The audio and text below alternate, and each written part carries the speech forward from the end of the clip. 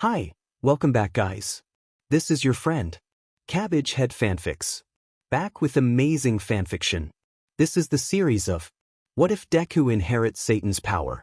Now before starting, please give this video a like and subscribe to the channel if you want more videos like this. Now let's get into the fanfic. It was intriguing how humans perceived their world. They believed that their realm was the only one where good and evil coexisted, but that notion was far from the truth. The complexities of kindness and beauty could be found even in the darkest places, just as rottenness and malevolence could exist in the highest heavens.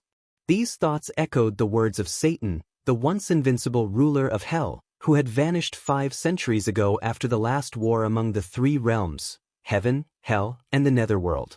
Since that time, the realms had lived in peace, and as the centuries passed, the people of the netherworld had forgotten about the war.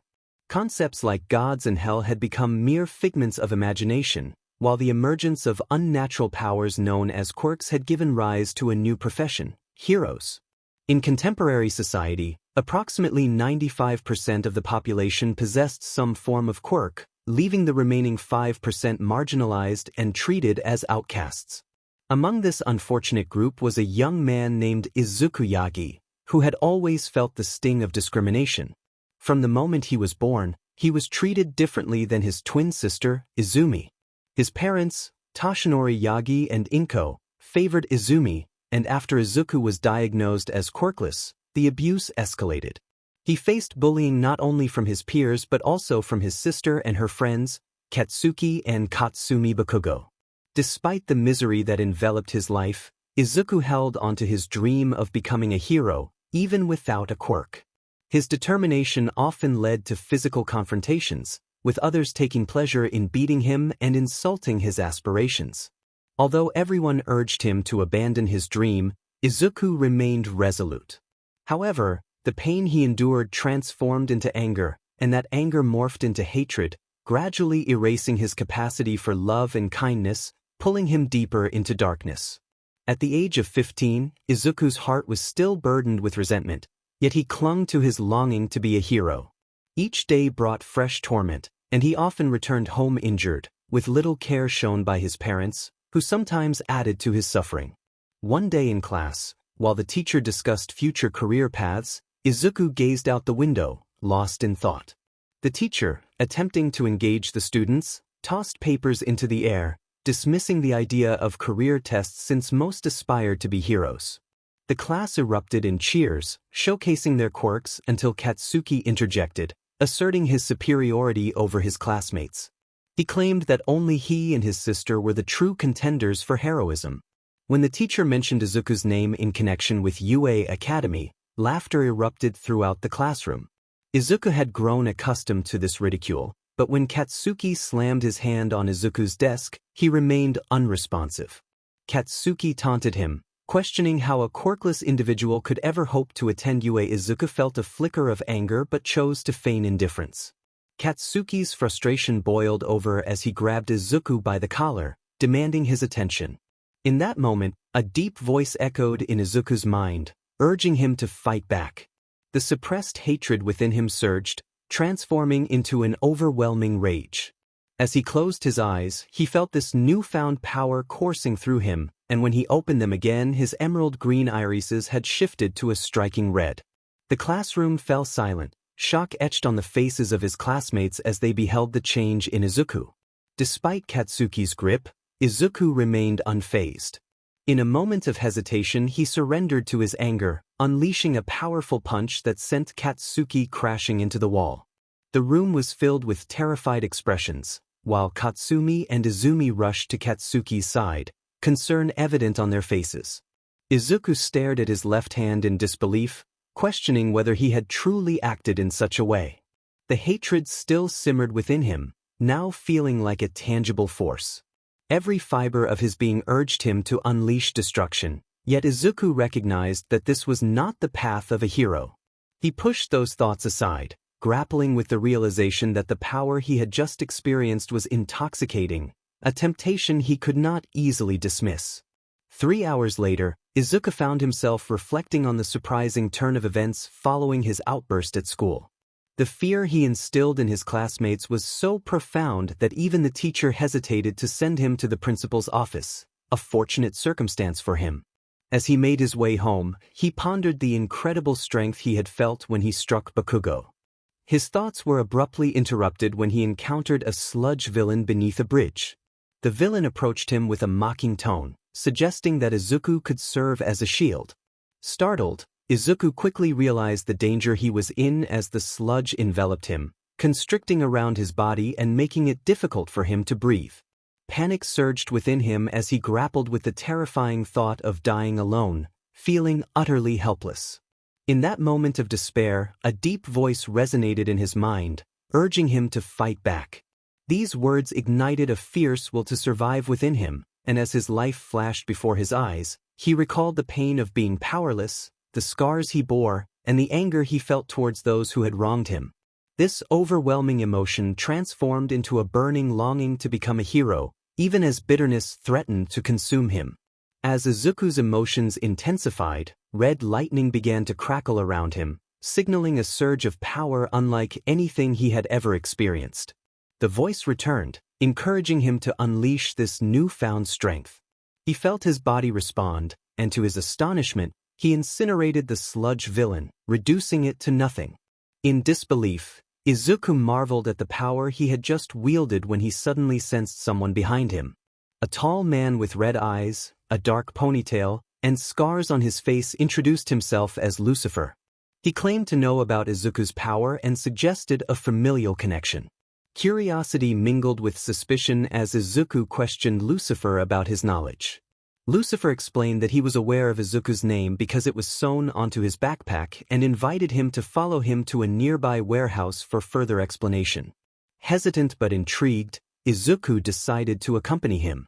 Once inside, Izuku pressed for answers about his quirk, but Lucifer clarified that what Izuku possessed was far beyond a simple quirk. He revealed that it was called Inferno Energy, a power from another realm. When Izuku expressed disbelief, Lucifer elaborated on the existence of 3 realms, their own, heaven, and hell, asserting that Izuku's power originated from hell. Lucifer's claims were astonishing, but he insisted that he had been searching for this power for months and recognized it when he saw it. He revealed that Izuku was a descendant of the previous ruler of hell, which left Izuku stunned. The notion that he was connected to hell in such a profound way was overwhelming. Lucifer then asked if Izuku heard a voice in his head, identifying it as the spirit of his ancestor, Satan, who was trying to guide him.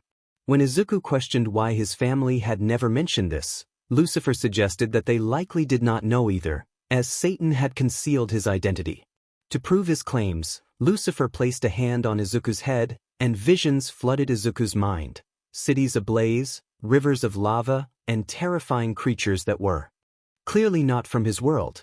When Lucifer withdrew his hand, Izuku was left in shock, grappling with the reality of what he had witnessed.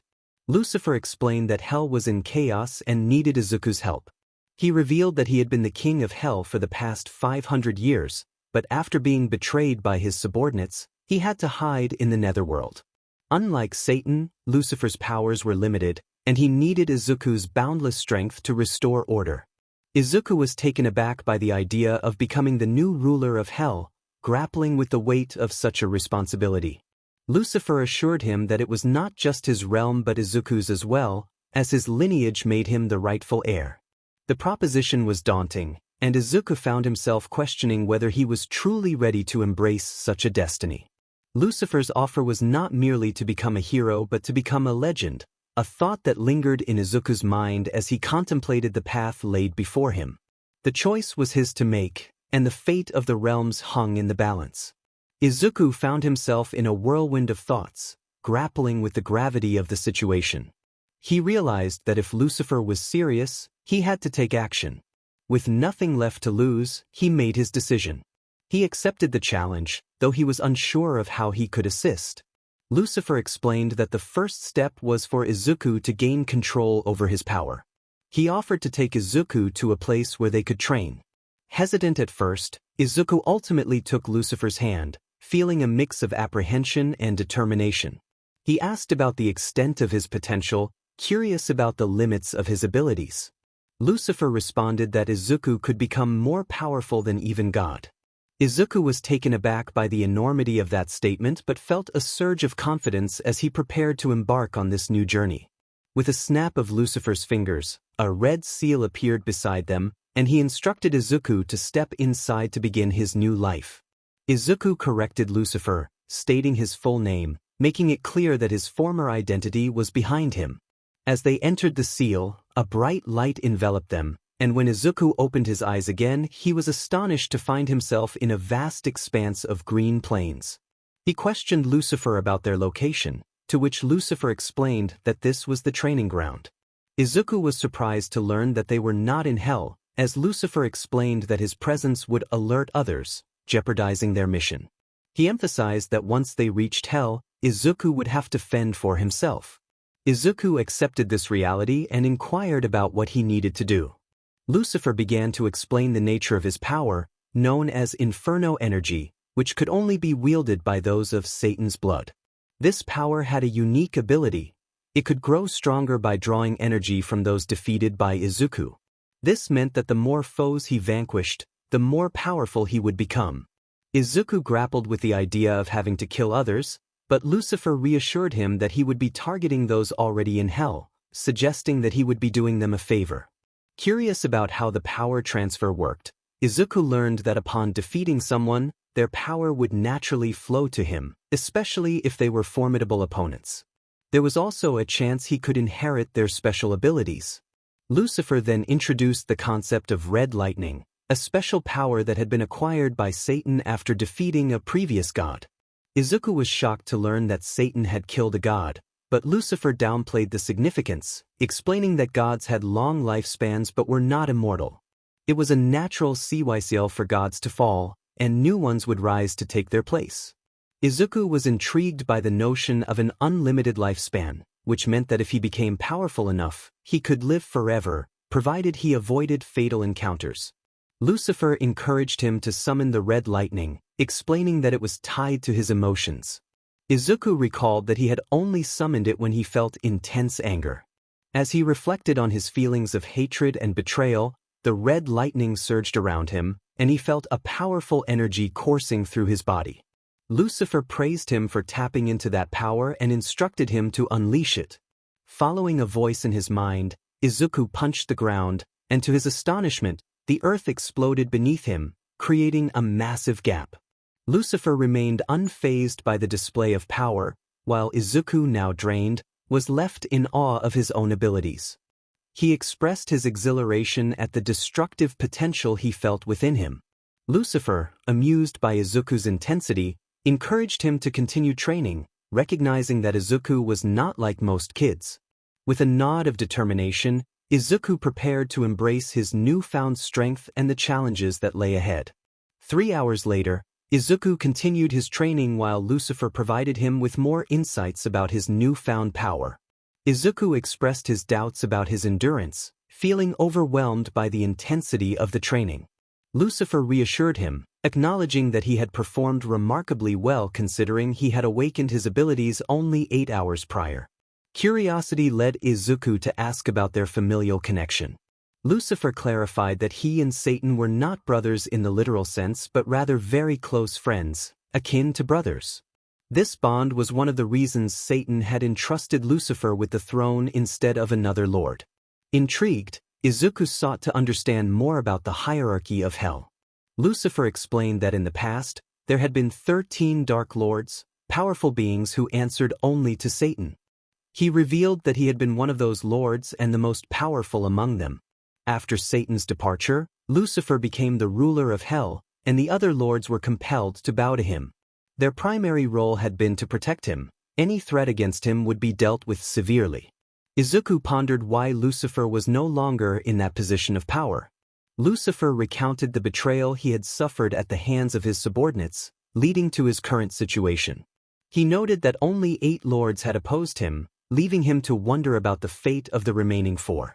Izuku speculated that perhaps those loyal to Lucifer had been killed or imprisoned by the others. As their conversation continued, Izuku expressed confusion about his lack of hunger, which was unusual for him. Lucifer explained that since his body had accepted inferno energy, he had transformed into a demon like Lucifer. This change meant he no longer required food and would not feel temperature extremes in their current realm, although Hell's harsher environment might be uncomfortable for him. Izuku acknowledged the convenience of this transformation but inquired about the need for sleep. Lucifer confirmed that rest was still necessary and assured Izuku that he would provide him with everything he needed. As the night approached, Lucifer conjured a sleeping bag for Izuku, explaining that the cold of the night would no longer be a concern for him. Izuku accepted the sleeping bag and wished Lucifer a good night. For months passed since Lucifer had found Izuku. During this time, Izuku had gained considerable control over his powers and learned much about Hell from Lucifer. His character had also undergone significant changes. With Lucifer's guidance, Izuku had begun to regain feelings of happiness that he had thought lost forever. However, these feelings were still overshadowed by stronger emotions, particularly hatred, which lingered in his mind. He had also become somewhat ruthless, a change Lucifer viewed positively. Lucifer expressed pride in Izuku's progress, acknowledging how well he had managed over the months. He then suggested that it was time to shift focus from power training to swordsmanship. Izuku was surprised to learn that he would be training to fight with swords, realizing that there were challenges only a blade could address, particularly when it came to confronting Dark Lords. Curious about where he would find a sword, Izuku was met with a swift response from Lucifer, who conjured a magnificent sword before him. Izuku was astonished to learn that the sword had once belonged to Satan, discovered in the treasury long ago. As he grasped the sword, a red aura enveloped the blade, and Izuku was overwhelmed by the incredible sensation it evoked. He felt a deep connection to the sword, as if it were an extension of himself. Lucifer encouraged him, assuring Izuku that he would learn more about the sword's significance from Satan himself. For now, they would focus on the basics of swordplay, starting with simple swings. Izuku was eager to begin this new chapter of his training. Izuku found himself in a desolate room with a stone floor, having just teleported there. He chuckled to himself, realizing he was in hell. It was a strange thought, but he felt a sense of excitement. Lucifer had informed him that he was in the castle of the Dark Lord, Darius, known for his exceptional swordsmanship that even Lucifer struggled against. This made Darius the perfect target for Izuku. However, he knew he needed to conceal his identity first. With a determined expression hidden beneath his helmet, Izuku summoned his armor. He felt a surge of confidence as he prepared to rid his realm of its filth. Stepping out of the room, he ventured through the vast corridors of the castle. After 12 minutes of walking, he encountered a tall, slender creature with razor-sharp nails, teeth, and glowing red eyes. Izuku quickly concealed himself, recalling what Lucifer had said about these creatures, known as Tourers. They were not particularly intelligent or strong, but their nails were coated with a lethal poison. He knew he had to act swiftly to eliminate the threat. Drawing his sword, he observed the Tourer standing still and then dashed toward it, swinging his blade. The creature blocked his attack with its nails, which surprised him. Realizing the nails were tougher than he anticipated, Izuku decided to change his approach. He focused his energy, enveloping himself and his sword in red lightning. He swung again, and while the Tourer managed to block the blade, it could not withstand the lightning that coursed through it, ultimately causing the creature to collapse lifelessly to the floor. Izuku felt a sense of satisfaction, knowing that while the Tourer could block his sword, it could not resist the power of the lightning. As he prepared to move on, a voice echoed through the hall, urging him to be patient and to look at the creature's corpse. Confused but intrigued, Izuku turned back to see a small orb of light emerge from the Tourer's body and fly into him, turning the creature to dust. He realized that defeating these beings granted him power, and he felt stronger already. If such a weak creature could provide him with this energy, he eagerly anticipated what defeating Darius would yield. After an hour of wandering the castle and defeating 5 more Tourers, Izuku finally arrived at a massive throne room. He marveled at the impressive hall, contemplating the grandeur of being a Dark Lord. With a bold declaration, he called out for Darius, demanding his presence.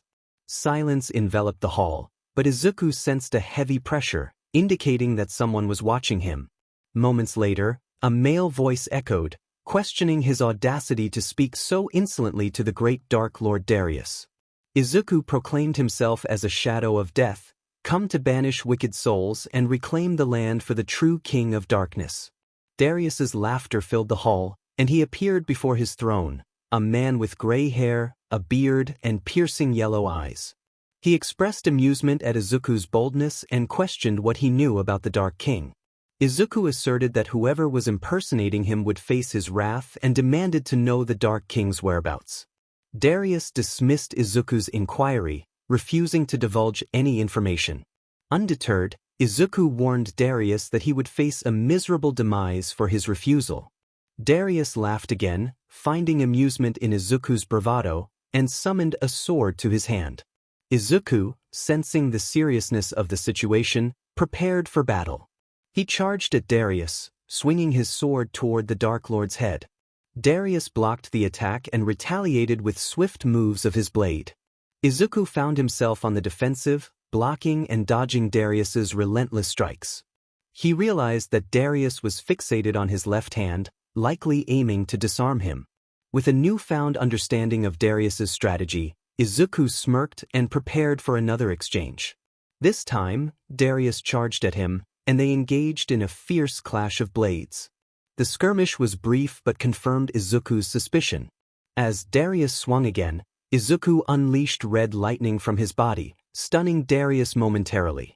Seizing the opportunity, Izuku sucked his sword to his right hand and managed to sever Darius's arm that held the blade, causing the Dark Lord to fall to his knees in pain. Darius was shocked, struggling to comprehend how Izuku had achieved this. Izuku taunted him, suggesting that Darius had never expected to face a descendant of Satan. Izuku offered Darius a choice: reveal the information he sought and receive a quick death, or refuse and suffer a prolonged demise. Darius, filled with defiance, dismissed Izuku as a worthless brat, which triggered memories of all the times he had been belittled. In a surge of anger, Izuku severed Darius's other arm, eliciting another scream of agony. Darius continued to laugh, refusing to yield. Izuku, determined to extract the truth, made his helmet vanish, revealing his face to Darius. He spoke coldly, indicating that he would resort to more effective methods to get what he wanted. Grabbing Darius's sword from the ground, he impaled it through Darius's leg, causing him to scream once more. Unfazed, Izuku then inflicted a deep cut across Darius's back with his own blade, demanding to know why he had betrayed Lucifer. Darius met Izuku's gaze defiantly, refusing to divulge any secrets, insisting that he would never bow to someone he considered weak. Izuku was determined to extract information from Darius, who had betrayed Lucifer. He revealed a small vial containing pollen from a flower called Mephinia, notorious in the netherworld for its excruciating effects. The pollen, when introduced to a wound, could induce unbearable pain, driving some to madness. Izuku, with a sinister smile, pressed Darius for answers about his betrayal, which Darius claimed was due to Lucifer's threat to their realm. However, Izuku was not convinced, asserting that Lucifer was not the liar Darius believed him to be. Darius, defiant, refused to cooperate, even preferring death over revealing his current leader. In a calculated move, Izuku opened the vial and poured the pollen into Darius' wound. The immediate reaction was intense. Darius screamed in agony, writhing on the ground and ultimately tearing his own flesh to free himself from his impaled leg. As the pain overwhelmed him, Izuku observed coldly until the effects of the pollen began to wane. With Darius on the brink of death, Izuku approached him and ended his suffering with a swift move of his blade through Darius' skull. A bright red light emanated from Darius' body, coalescing into a sphere that floated toward Izuku as Darius' remains turned to dust. Izuku acknowledged the power he had just witnessed, though he lamented the lack of useful information from Darius. With 7 more Dark Lords to confront, he resolved to continue his search within the castle. 20 minutes later, after exploring more of the Dark Lord's castle, Izuku stumbled upon what appeared to be Darius' bedroom. He noted the potential for useful items within. His attention was drawn to a closet in the corner, and he realized he needed better clothing than the old attire he had from the netherworld. As he rummaged through the garments, he found a dark brown leather coat paired with black breeches and boots, which he hoped would be more suitable for his surroundings. After trying on the coat and finding it a perfect fit, he discarded his old clothes, incinerating them with a surge of red lightning. With his previous attire gone, Izuku felt a renewed sense of purpose. He turned his attention to a glass box on a table near the door, containing 2 knives. Recognizing their potential utility, he decided to take them, appreciating their lightness and sharpness. Now fully equipped, he summoned his armor and prepared to leave the room, ready to face whatever challenges lay ahead. 7 months had passed since Izuku began his training under Lucifer, who had taken on the role of mentor. During this time, Izuku mastered swordsmanship and gained control over Inferno energy. As their bond grew, Lucifer began to see Izuku as a son, and Izuku developed a fondness for Lucifer, though his feelings were often complicated by memories of his own family. Izuku learned much about Hell, including its geography, history, and the nature of its dark lords and beasts. Lucifer also requested a favor from Izuku for when he entered Hell, which Izuku willingly accepted. Additionally, Satan imparted some tricks to Izuku, one of which involved summoning armor to help him remain unrecognized in Hell. Lucifer observed Izuku's growth and remarked on how much he had changed since their first meeting. Izuku, surprised by his own progress, acknowledged the time that had passed. Lucifer then informed Izuku that it was time for him to test his newfound abilities. With anticipation, Izuku inquired about how he would access Hell. Lucifer led him to a large stone circle embedded in the ground, explaining that this was the gateway to Hell. He instructed Izuku to touch the stone and focus his power into it, but first, he issued a warning about the dangers that awaited him. Izuku understood the gravity of the situation and expressed his gratitude to Lucifer for his guidance. With a determined smirk, he assured Lucifer that nothing would hinder his mission. After a firm handshake, Izuku activated the stone, causing a seal to appear. He bid farewell to Lucifer and stepped into the seal, leaving his mentor behind with a final wish for his safety. As Izuku entered the castle, he spent a few moments wandering through its halls, feeling an unsettling sensation grow stronger with each step. He pondered the source of this feeling when, unexpectedly, his body moved on its own, leading him around a corner. Peering out, he spotted a tourer, one of Darius's guards. Izuku was frustrated by the sight, realizing that Darius relied on these creatures for protection. However, he also recognized that the strange feeling he had sensed was likely Darius's special power. In a flashback, Izuku recalled a conversation with Lucifer about special powers, which were akin to quirks but unique to demons. Lucifer explained that while his own power was teleportation, it was limited to the netherworld. This knowledge helped Izuku understand the nature of powers in Hell. Returning to the present, Izuku concluded that Darius's special power functioned as an enemy detector. With only Darius and one other lord keeping their powers hidden, Izuku found this ability to be quite convenient for his plans. Determined to eliminate the tourer, he drew his sword and stealthily approached the creature, taking advantage of its poor senses. With a swift motion, he struck, and a light ball emerged from the defeated tourer, flying into Izuku. He felt a mix of irritation and determination, realizing he still needed to navigate the treacherous castle to confront Darius. After a few more minutes, Izuku finally found his way out of Darius' castle. As he stepped outside, he took in his first real view of Hell. It resembled his imagination, with desolate plains, rivers of lava, and a dark sky stretching endlessly. He chuckled to himself, hoping that other castles would not be as confusing as this one. One thing was certain, this place looked just as he had envisioned. Remembering that Lucifer had mentioned a small town to the east of Darius' castle, he decided that would be his first stop to see how the ordinary people lived in this realm. Izuku began walking eastward, thinking about Tivarn town and how he could rest there. He realized it would take time to reach another lord, and after the exertion he had just experienced, he felt he deserved a break. He pondered what the inhabitants of Hell did for leisure, considering they did not need to work for food or water.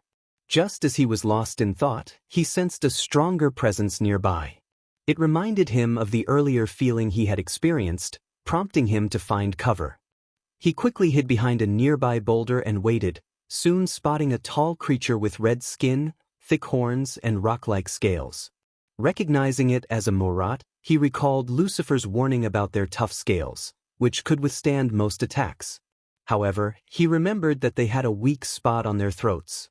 Excitement surged through him as he drew his blade, ready for action.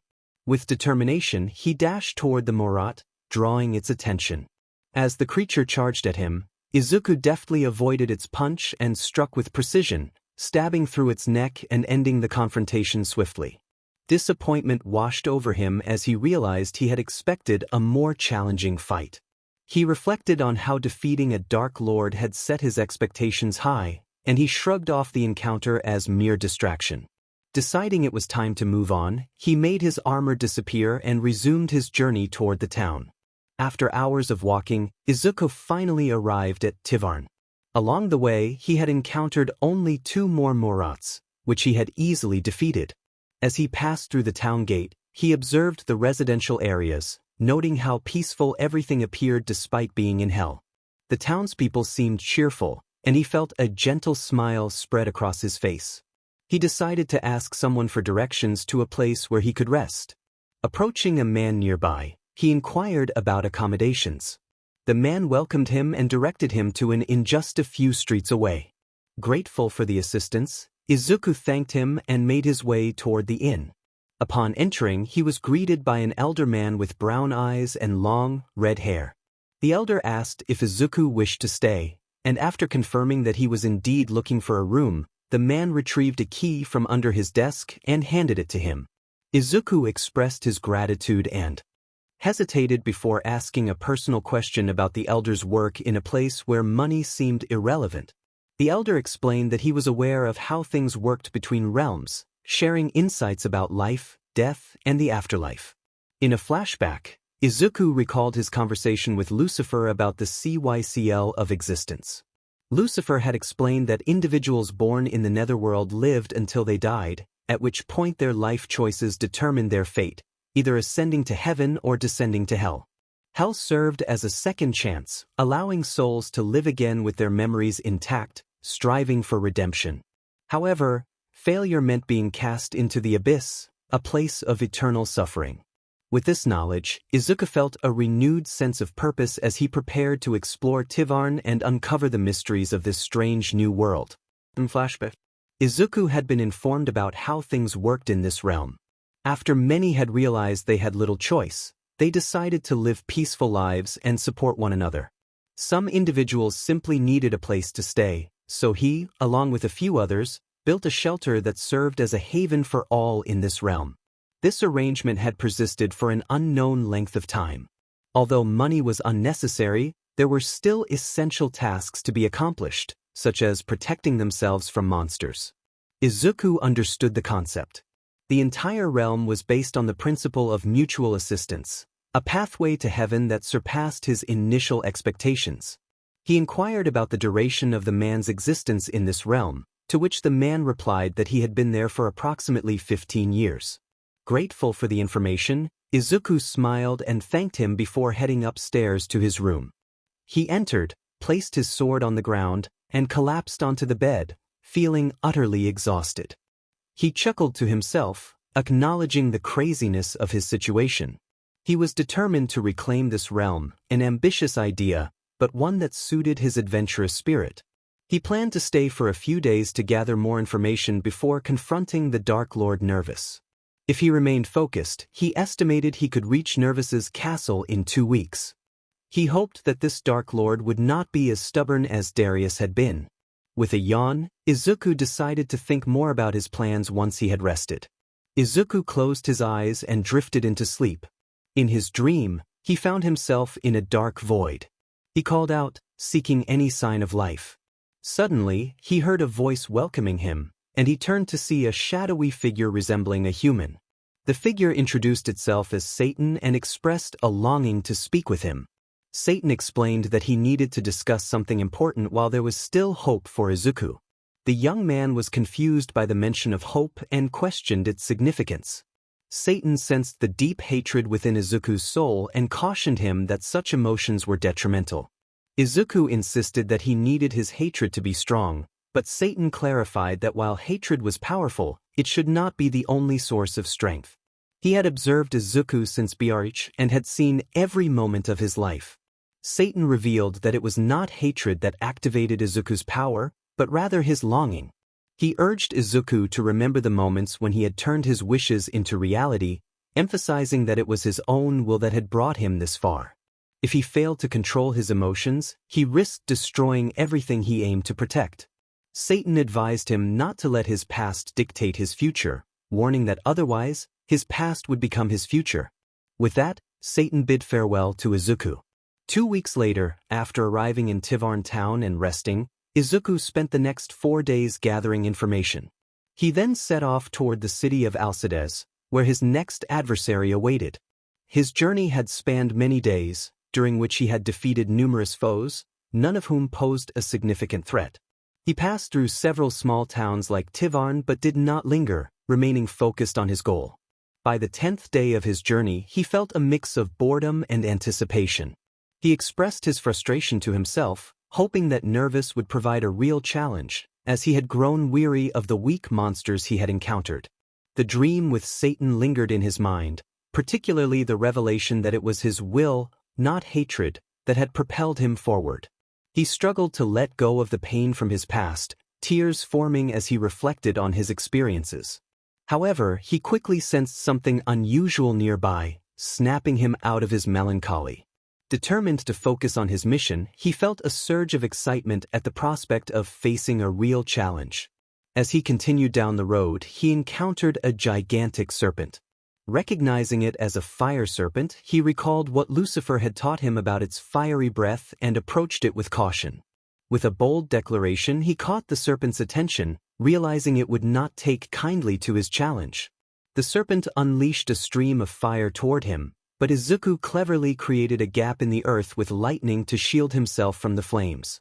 From his hiding spot, he unleashed red lightning, causing the ground to open beneath the serpent, trapping it. Emerging from his concealment, he looked down at the serpent, now helpless. He decided to test its resilience with his powers. The serpent struggled against the onslaught but ultimately succumbed, granting Izuku its strength. Feeling exhilarated, he acknowledged that this had been a genuine challenge. He doubted he would have survived if caught in the serpent's flames, and he relished the end of his boredom. With a smirk, he realized he was only 4 days away from confronting Nervous, reminding himself to make the most of his remaining time. After 4 days of travel, Izuku arrived in the city of Alcides. As he had hoped, he began to encounter stronger monsters along the way. He had also finally learned to use Darius' sensing ability, allowing him to feel at ease. As Izuku walked through the streets in search of a place to rest, he overheard whispers from the people around him. The conversation caught his attention, and he listened closely. The townsfolk were discussing the recent disappearance of Lord Darius. This revelation amused Izuku, who found it hard to suppress a laugh. He thought to himself that it was surprising they had only just discovered this news. He considered it a rather amusing joke but acknowledged that it was not his place to interfere. The townspeople speculated that Darius was the 6th lord to go missing in the past 2 years and wondered if someone was systematically taking them down. Izuku stifled his laughter even more, realizing that he was the one behind these disappearances. He felt a sense of satisfaction knowing that every lord from now on had his name on his list. He thanked the man for the information before walking away, feeling a hint of sarcasm in his tone. He figured that 2 random townsfolk would never suspect a teenager to be behind the Dark Lord's disappearance. With that thought in mind, he focused on finding a place to rest, knowing he had a significant battle ahead. After hours of searching, Izuku finally found an inn where he could stay. Fortunately, it was located near the city gates that led to Nervous Castle. He felt a wave of relief wash over him as he sat down on the bed, exhausted from 2 days of walking. He gazed out the window at Nervous Castle, hoping it would not turn out to be another complicated maze like before. With a sigh, he laid down and soon fell asleep. In his dream, Izuku found himself in a familiar room, his old bedroom in the netherworld. Confusion washed over him as he watched the door open. He stepped through and was taken aback by the sight of his younger self playing with Izumi when they were just 4 years old. He wondered what this vision meant as he observed his mother approach his younger self, cheerfully hugging Izumi and asking about her day. Little Izuku, feeling left out, began to sob, questioning why he couldn't join them. He felt a deep sense of sadness as he left the room in tears. Now alone, Izuku clenched his fists, feeling the weight of his emotions. Suddenly, a familiar voice echoed in the room, reminding him of the past. The voice spoke of the incredible journey of his growth, noting how he had learned everything on his own and had the resilience to stand up every time he fell. The voice expressed confidence that Izuku would eventually surpass him as a king, but emphasized that for now, he needed to stand tall and prove himself as the true Dark King. Hours later, after a restful sleep, Izuku decided to head straight to Nervous Castle. Upon reaching the castle gates, he sensed that no one was around. With determination, he summoned his armor and entered the castle, walking through the hallways. He felt a familiar sense of frustration, suspecting that the layout would be another confusing maze. As he moved deeper into the castle, he sensed the presence of 4 weaker enemies ahead. They felt like flame skeletons, and he smirked at the thought of an easy fight. He hid behind a corner, waiting for them to approach.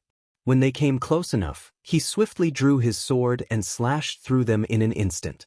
Izuku acknowledged that equipping weaker monsters with armor was a clever tactic to confuse his senses, but it would only work against someone less experienced. He was eager to see what other challenges Nervous had prepared for him. 1 hour had passed since Izuku began his journey through the castle's hallways, but all he encountered were flaming skeletons. He realized that the place was yet another maze, and he wondered where he was supposed to go. As he pondered his next move, he sensed a new presence, one far stronger than anything he had encountered before. It had to be Nervous. With a determined smirk, Izuku made his way toward the unknown presence. After 15 minutes of walking, he arrived at a set of enormous doors. The presence he felt was immense, and he could hardly contain his excitement as he opened the doors. Inside, he found a vast throne room, where a tall knight clad in flaming armor sat on the throne. Izuku recognized him as the Dark Lord Nervous, noting that he appeared strong, unlike Darius. Nervous rose from his throne, demanding to know who had trespassed into his domain. Izuku declared himself as the last person Nervous would ever see, his voice cold and unwavering. Nervous responded with surprise, realizing that Darius had not vanished as everyone had claimed. Izuku let out an evil laugh, confirming that he had disposed of Darius himself. Nervous acknowledged that Darius had indeed been weak, but as the Dark Lord, it was his duty to end Izuku's crusade. Izuku was undeterred, quickly closing the distance to Nervous and swinging his sword. However, he was not fast enough, and Nervous blocked the attack. Nervous complimented Izuku's impressive speed but asserted that he was still no match for him. The Dark Lord unleashed flames toward Izuku, who managed to evade them by hiding behind one of the throne room's pillars. Realizing he had missed his chance to finish Nervous off quickly, Izuku decided to take a more strategic approach. He rushed from his hiding spot to another pillar and then charged at Nervous again. This time, he swung his sword but quickly retreated behind another pillar to avoid another attack. He repeated this tactic several times, each time getting blocked by Nervous. Finally, Izuku decided to confront Nervous directly, crossing swords with him. Nervous mocked Izuku, questioning the effectiveness of his repeated tactics and claiming that Izuku's blade could not even scratch him. Izuku chuckled, acknowledging the truth in Nervous's words. With one free hand, he drew a knife and stabbed Nervous in the right leg, declaring that if one blade was not enough, he would use another. Izuku attempted to strike again but was blocked once more, forcing him to retreat. He noted that Nervous was becoming slower, which was exactly what he needed. This time, he approached Nervous slowly and asked who his emissary was. Nervous refused to answer, maintaining his silence despite Izuku's taunts about being a rare monster-demon hybrid. Recognizing that intimidation would not work, Izuku resolved to eliminate Nervous. With renewed determination, Izuku attacked with even greater speed. Nervous struggled to block the onslaught, And ultimately, Izuku succeeded in severing Nervous's head. Breathing heavily, Izuku reflected on the fight, recalling how Lucifer had mentioned that Nervous was the third strongest lord, a claim that had proven true. As Nervous's power flowed into him, Izuku felt an incredible surge of strength, realizing he was at least 10 times more powerful than before. Satisfied with his progress, he decided it was time to return to the city. He navigated his way out of the throne room and, thanks to his memory, found his way out of the castle without encountering any monsters. With 2 Dark Lords defeated, he noted that 6 more remained. His next target was the Dark Lord Jester, and he calculated that he could reach Jester's castle in about a week. He also decided to avoid the city, given how close he was to his next destination. After shedding his armor, Izuku set off toward his next target. 8 hours later, after successfully defeating Nervous, Izuku stealthily moved through the city of Alcides, heading toward his next destination. Suddenly, he remembered that he had not asked Darius about the individuals Lucifer had mentioned. If they were who Lucifer said they were, they should be safe until he found them. He reassured himself that he would keep his promise to Lucifer. Before he could finish his thoughts, a sharp pain coursed through every muscle in his body, causing him to fall to his knees. Despite the agony, he managed to remain silent. Confused and alarmed, he wondered what was happening. The pain intensified, overwhelming him until he lost consciousness. In his dream, Izuku found himself once again in a dark void. Confusion enveloped him as he pondered what had happened to him. Suddenly, Shadow Satan appeared before him, addressing his bewilderment. Izuku sought clarity about his situation, asking why he was experiencing such pain, especially since he had not felt this when he acquired Darius' power. Satan explained that the source of his discomfort was Nervous' special power, known as Hellflame. He elaborated that Nervous was not a pure demon but a hybrid, which meant his body was structured differently to accommodate his abilities. In contrast, Izuku, being a pure demon, was undergoing intense pain as his body struggled to adapt to the hybrid power. Satan reassured Izuku that once he woke up, the pain would cease, but he needed to train to master this new power as soon as possible. Izuku learned that this experience was inevitable with other hybrid lords, as every special power was unique, and his body would always have to adjust, often painfully. Even Satan admitted that he had never fully withstood such pain, a reality Izuku would have to accept. Grateful for the explanation, Izuku felt a sense of determination. He awoke in reality, relieved to find that the pain had dissipated, just as Satan had said. Observing his right hand, he noted its normalcy. However, as he stood and surveyed his surroundings, he was startled to see numerous burn marks on the ground, remnants of his previous collapse. His attention shifted to his left hand, which was engulfed in flames. Alarmed by the sight, he initially panicked but soon calmed down, realizing that the flames were not causing him any harm. This strange phenomenon intrigued him, and he recognized the need to gain control over the hellflame. With focus and determination, Izuku concentrated on his hand, willing the fire to extinguish. After a moment of effort, the flames vanished, leaving him with a sense of accomplishment. Acknowledging the challenge ahead, he resolved to adapt to this new power, understanding that there was no better time than the present to begin his training. Time passed, and after 6 hours, Izuku was walking when he sensed a familiar presence. He recognized it as a group of Marats nearby. As he moved off the road, he spotted 5 Marats feasting on some monsters. It seemed they were having a feast, and Izuku had some test subjects in mind for his Hellflame ability. He found a nearby hole to hide in and attempted to focus on his power, but nothing happened. Frustrated, he wondered why it wasn't working. In his mind, Satan offered assistance. He reminded Izuku that he needed to exercise his hatred to grow stronger. With that guidance, Izuku focused on his emotions, recalling his past. As he concentrated, small flames began to flicker around him. He crawled out of his hiding spot and walked toward the Marats, catching their attention. As they charged at him, he managed to intensify the flames surrounding him. When they got close enough, he unleashed a torrent of fire, incinerating everything in a wide circle around him. As the flames dissipated, Izuku marveled at the power he had unleashed. However, he soon realized the extent of the destruction he had caused. The landscape was charred, and the remnants of the Marats lay scattered among the ruins. He understood the gravity of his actions when Satan reminded him to be cautious with his emotions.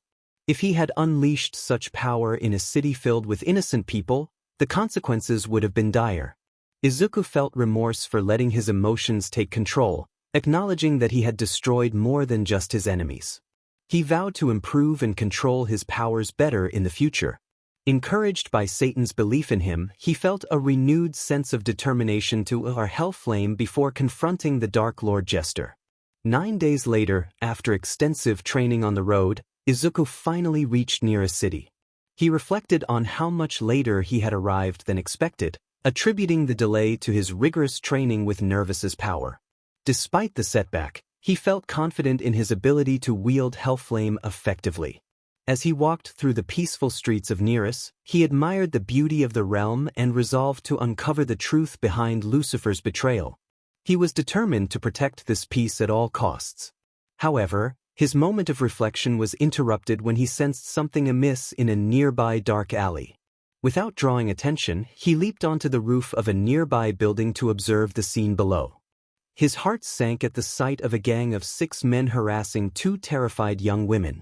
Izuku was reminded that despite the apparent tranquility, this realm still harbored evil. He knew he had to intervene, but he wanted to do so wisely. Summoning his armor, he jumped down into the alley, surprising the gang. With a cold demeanor, he confronted them, demanding to know who wanted to face the abyss first. When one of the men told him to leave, Izuku swiftly dispatched him, leaving the others in shock.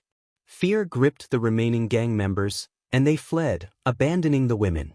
Izuku approached the 2 women cautiously, ensuring they were unharmed. They expressed their gratitude, relieved to have been saved. He reassured them that it was no trouble and prepared to leave. However, one of the women grasped his hand, asking who he was.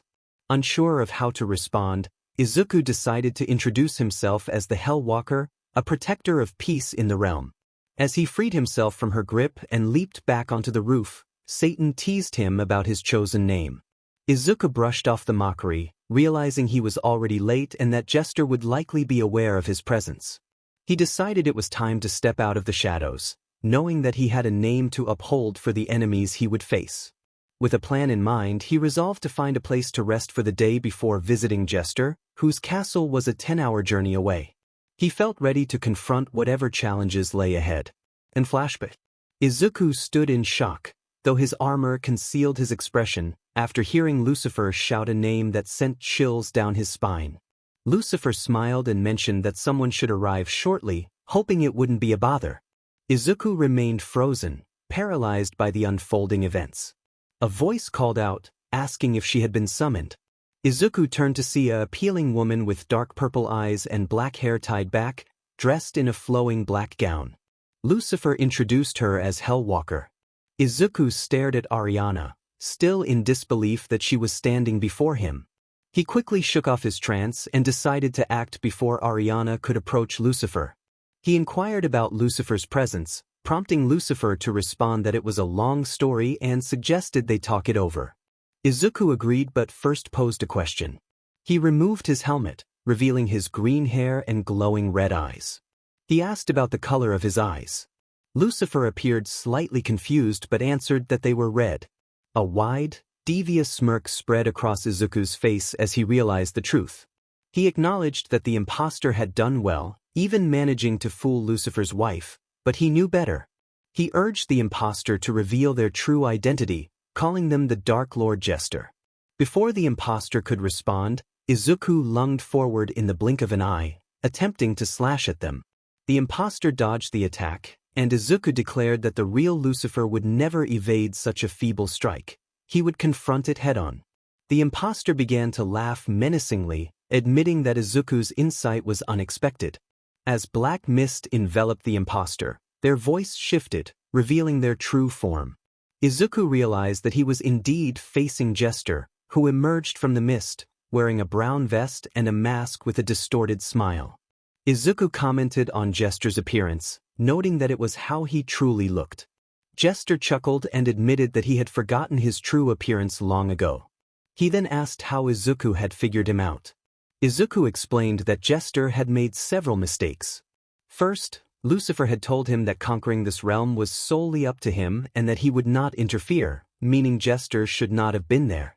The second mistake occurred when Jester had called him Hell Walker with a serious tone. Lucifer would never use a nickname that Izuku had created just a day prior. The third and most significant mistake was Jester's response to Izuku's question about his eye color. Izuku powered down, changing his eyes from red to green, revealing the trick. He had asked about his natural eye color, which only Lucifer knew, and that had been Jester's fatal error. Jester expressed disappointment, suggesting that someone of Izuku's caliber could easily become a Dark Lord and questioning why he remained loyal to Lucifer. Izuku reflected on how Lucifer had always spoken of Dark Lords as heroes, feeling disillusioned by Jester's cowardice. Jester then declared his intent to ensure Ariana would not speak to anyone. He unleashed a massive flame toward her, but Izuku reacted swiftly, pulling Ariana out of harm's way. Jester, now unmasked, revealed a face identical to Izuku's. Izuku acknowledged Jester's dangerous ability to mimic appearances and powers, noting that it was a formidable threat. Jester threatened to roast them both, but before he could finish, he was suddenly overcome with excruciating pain, screaming as Izuku laughed at his misfortune.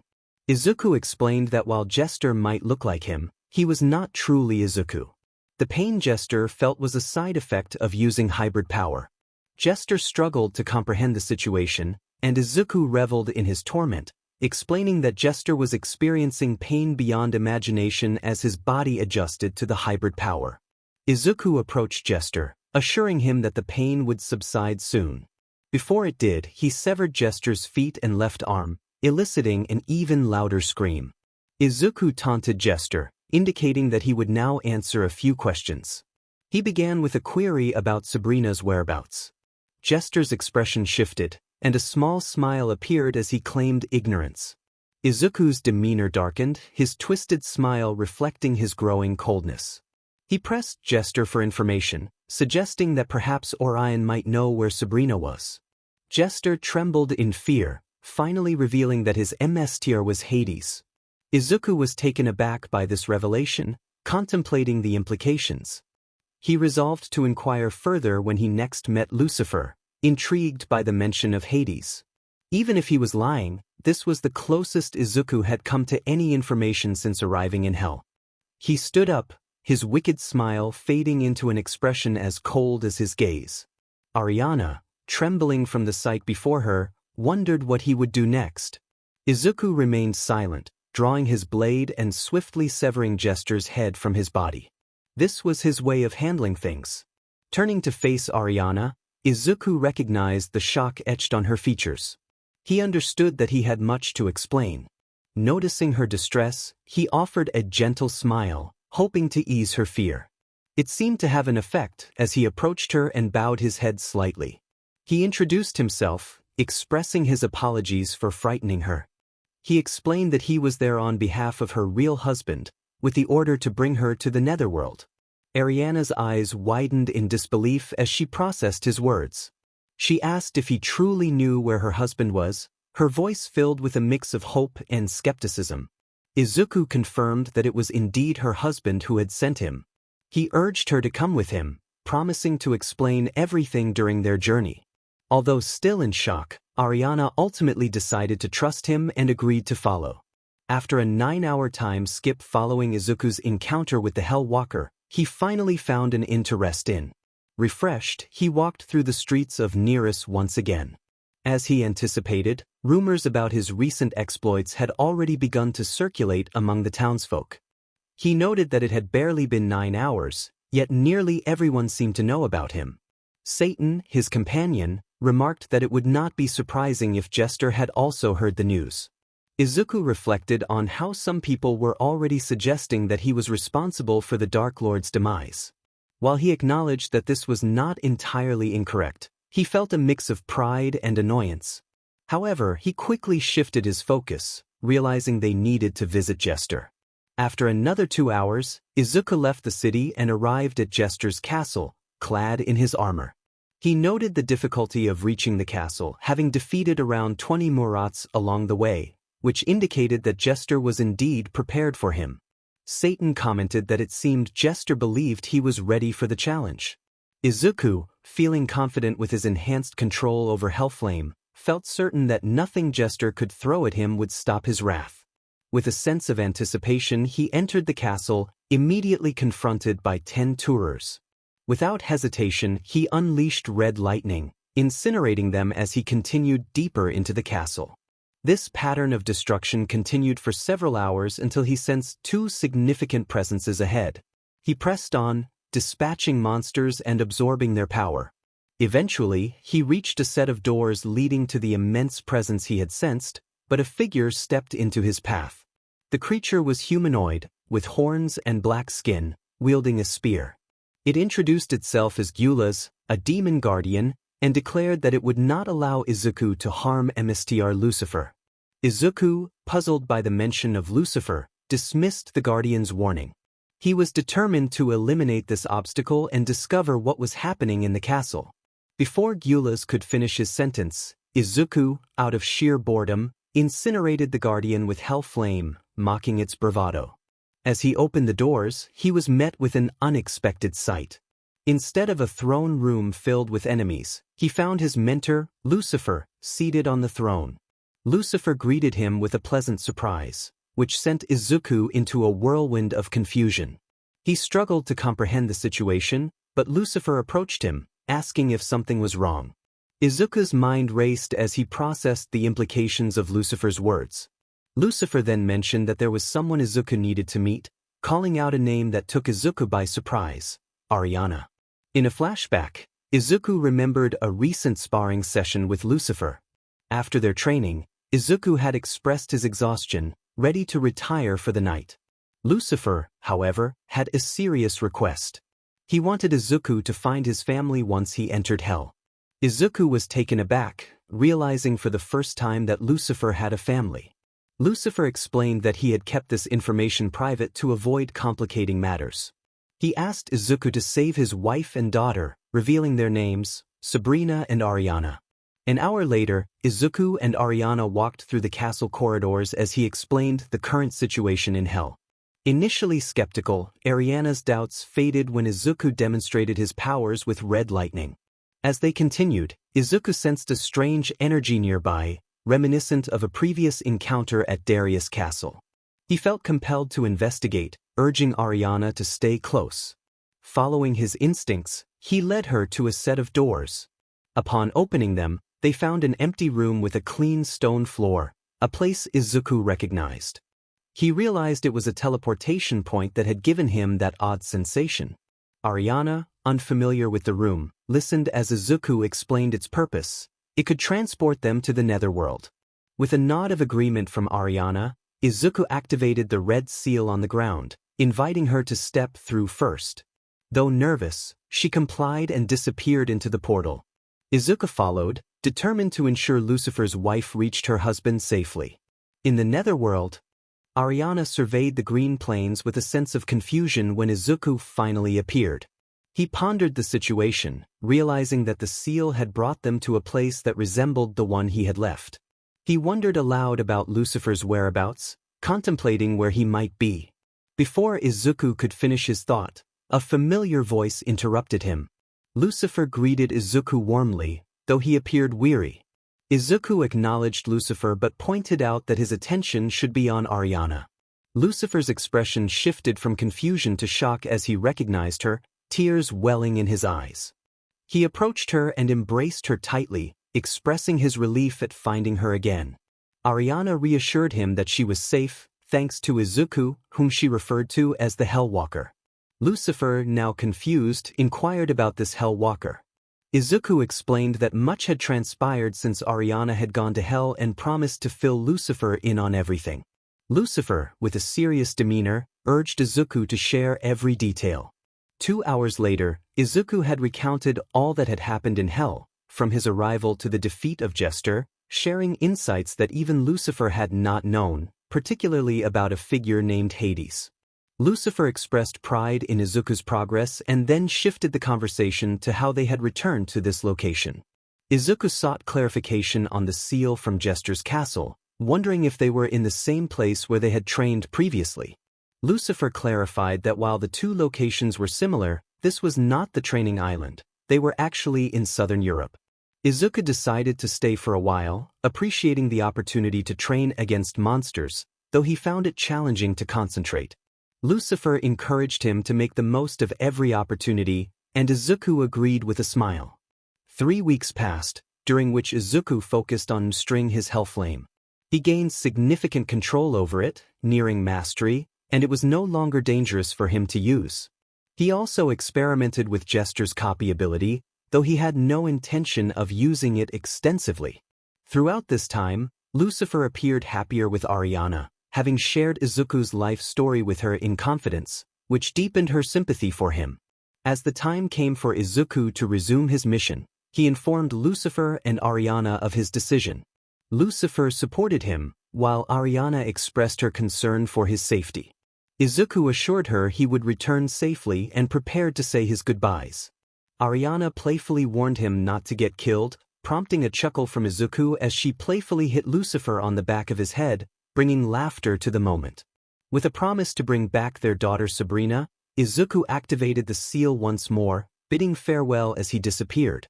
An hour later, Izuku found himself back in Hell, specifically at Jester's castle. He quickly navigated his way out, encountering several unfortunate monsters that served as perfect targets for testing his newfound control over Hellflame. Once outside the castle, he reflected on his accomplishments, recalling Ariana's mention of Sabrina being sent to Lady Sarah weeks prior. He felt confident that if Sabrina was with her, it would not pose much of a problem, though he noted the presence of Lord Orion on his path. Determined, Izuku decided to check the city first, curious if they had noticed Jester's defeat during his absence. With a smirk, he quickened his pace, eager to discover what awaited him. Time passed, and after 11 hours, Izuku reflected on how quickly rumors about Jester had spread throughout Nira City. This revelation did not surprise him. He had left the city behind and was now on his way to his next destination. It had only been 3 weeks, yet it felt like 3 years. He almost forgot how incredible the world around him was. Once he defeated Orion and Sarah, he would need to navigate through the Shadow Gate to find other lords. He hoped that the challenges ahead would not be as easy as he had just suggested. In his mind, he heard a familiar chuckle.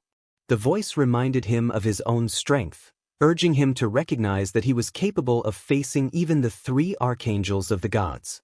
Izuku awkwardly acknowledged the truth in those words, but he remained cautious, especially with Hades looming in the background. They knew little about him, except that he possessed enough power to make hybrid lords bow before him. The voice continued, emphasizing that defeating such a powerful figure was no small feat. However, it reassured Izuku that if he managed to confront Hades, he would likely gain the powers of all the Dark Lords and the strength of the countless monsters he had already defeated. With that kind of power, he might even stand a chance against a god. Izuku considered the implications of such a confrontation. While the idea of facing a god intrigued him, he had to focus on more immediate concerns. He needed to find Sabrina as quickly as possible. The voice teased him about his concern for the young lady in danger, but he brushed aside the humor, emphasizing the urgency of the situation. If Jester had sent her to Sarah, it could mean she had discovered Jester's impersonation of Lucifer. The thought of her safety weighed heavily on him. As he continued on his journey, he acknowledged the challenges that lay ahead. Orion's castle was 2 weeks away on foot, which provided him with ample time to gather more test subjects for his plans, a sinister smile creeping onto his face. 2 weeks later, after a long trek, Izuku arrived at the village of Vacchio. To his disappointment, he had not encountered as many monsters as he had hoped. However, his disappointment quickly turned to suspicion as he approached the village entrance. Vacchio was smaller than he had anticipated, and he realized that not every corner of Hell was filled with grand cities. Smaller places like this held their own significance. Suddenly, he heard a young boy's voice calling out for Chief Elmo. Curiosity piqued, Izuku watched as the blond boy ran past him. Recognizing the urgency, he decided to follow the boy, who soon stopped in front of a small house. As the boy entered, Izuku used Jester's ability to change his appearance to match that of the boy and crept closer to the window. Inside, he saw the boy approach an elder man with red hair, a beard, and black eyes. The boy exclaimed that monsters were approaching in large numbers, barely catching his breath as he spoke. The elder man reacted with alarm, instructing the boy to inform everyone to prepare for evacuation. The urgency of the situation became clear to Izuku. Once the boy dashed away to relay the message, Izuku quickly returned to his original form. An army of monsters was on the move, and he realized that Orion's castle lay to the west of Vacchio. This revelation raised suspicions about Orion's involvement in the impending attack. The lack of monsters in the area now made sense. Orion must have been hoarding them for some time. With a sinister smirk, Izuku felt a surge of excitement at the prospect of finally facing some real action. He contemplated whether to confront the army in armor or without it. Ultimately, he decided that donning his armor would be wise. He had only dealt with Dark Lords and had prevented one assault. It was time to show the inhabitants of this realm that he was there to help. Taking on an army of monsters would be a powerful statement. With determination, he prepared himself for the battle ahead, ready to unleash chaos upon the approaching horde. An hour later, news about the monsters spread through the village quickly, prompting many villagers to start packing their belongings. However, Izuku had different plans. He left the village and headed west, finding a small hill that offered a clear view of both the village and the route the monsters were likely to take. He reflected on the situation, thinking it was unfortunate that the villagers were preparing for nothing, but concluded that they would survive and could use the exercise. As he waited, he felt a mix of impatience and excitement. He longed for the monsters to arrive, eager to confront them and fulfill his longing to defeat Orion, the leader of the monsters. He pondered the responsibilities that would come with being a king, questioning what a true king should do for his people. After a moment of silence, he realized that he would have to figure that out for himself. Suddenly, his detection ability kicked in, alerting him to the approaching threat. He noted the size of the monster army, estimating around 5,000 creatures on their way. Summoning his armor, he felt a surge of confidence, knowing that while it was a formidable force, it was still not enough to deter him. Izuku waited a few minutes for the monster army to come into view of the villagers. As panic began to spread through the village, he decided it was time to act. He descended the hill, moving closer to the approaching monsters. Despite his loud calls to get their attention, the monsters ignored him, which irritated him. He had never expected to be overlooked by such creatures. Realizing that they would not respond to his voice, he decided to make his presence known through force. With determination, he drew his sword, merging it with red lightning, and drove it into the ground. The impact created a massive crack that separated the monsters from the village, halting their advance. Finally, the monsters turned their attention to him, and he felt a sense of satisfaction at having their focus. As the entire army charged toward him, Izuku smirked beneath his helmet. He unleashed his lightning, incinerating the first wave of monsters with ease. He charged into the heart of the army, swinging his sword in every direction, severing heads and limbs, and covering himself in the remnants of his foes. Once he reached the center of the horde, he enveloped himself and his sword in hell flame, plunging his weapon into the ground to create a flaming tornado that turned everything in its path to ashes. The tornado expanded, consuming more and more monsters until only a few remained. Feeling triumphant, Izuku reveled in his clean work and prepared to finish off the last of the monsters. However, he was puzzled to see that the remaining creatures did not appear frightened. Typically, when he displayed his power, the survivors would flee. It dawned on him that he should conserve his strength against such weak opponents and decided to finish them off with his blade. In the blink of an eye, he dashed toward the remaining monsters, swiftly dispatching them until only one remained, a red goblin, slightly shorter than him. With a quick swing of his sword, he severed the goblin's limbs, leaving only its torso and head intact but alive. Knowing the villagers would soon arrive to investigate, he decided to leave a message. He lightly stabbed his sword into the goblin, allowing some of its blood to stain the blade, and carved 2 words into its back, Hellwalker. The next day, after wiping out Orion's army of monsters, Izuku made his way toward Orion's castle. On his journey, he discovered a cave where he took a short nap to recuperate before the next battle. Upon waking, he felt refreshed and ready to continue. He reflected on the formidable nature of Orion, who possessed dual powers that allowed him to control others with a mere glance and gain knowledge about anything simply by observing it. Such abilities were rare, and Izuku recalled that only about 10% of those sent to hell possessed any power, with a mere 1% having dual powers. Despite the value of Orion's existence, Izuku resolved that he must proceed with his mission, accepting the necessity of eliminating such a powerful foe. With determination, he stepped out of the cave, ready to face whatever lay ahead. 3 hours later, Izuku stood in front of Orion's castle, feeling frustrated by its massive size. He muttered to himself about the inconvenience it presented. Despite his annoyance, he reminded himself to remain calm and decided to proceed inside. To his surprise, the castle was empty, devoid of any signs of life. This absence puzzled him, leading him to wonder if Orion's guards had been part of the army he had defeated the previous day. However, he quickly dismissed the thought, reasoning that Orion would not be foolish enough to send his only defense into battle. As he contemplated the situation, a realization struck him. It occurred to him that the army he had faced might have been a trap set by Orion to gauge his movements. Yet, he knew he could not jump to conclusions without further investigation.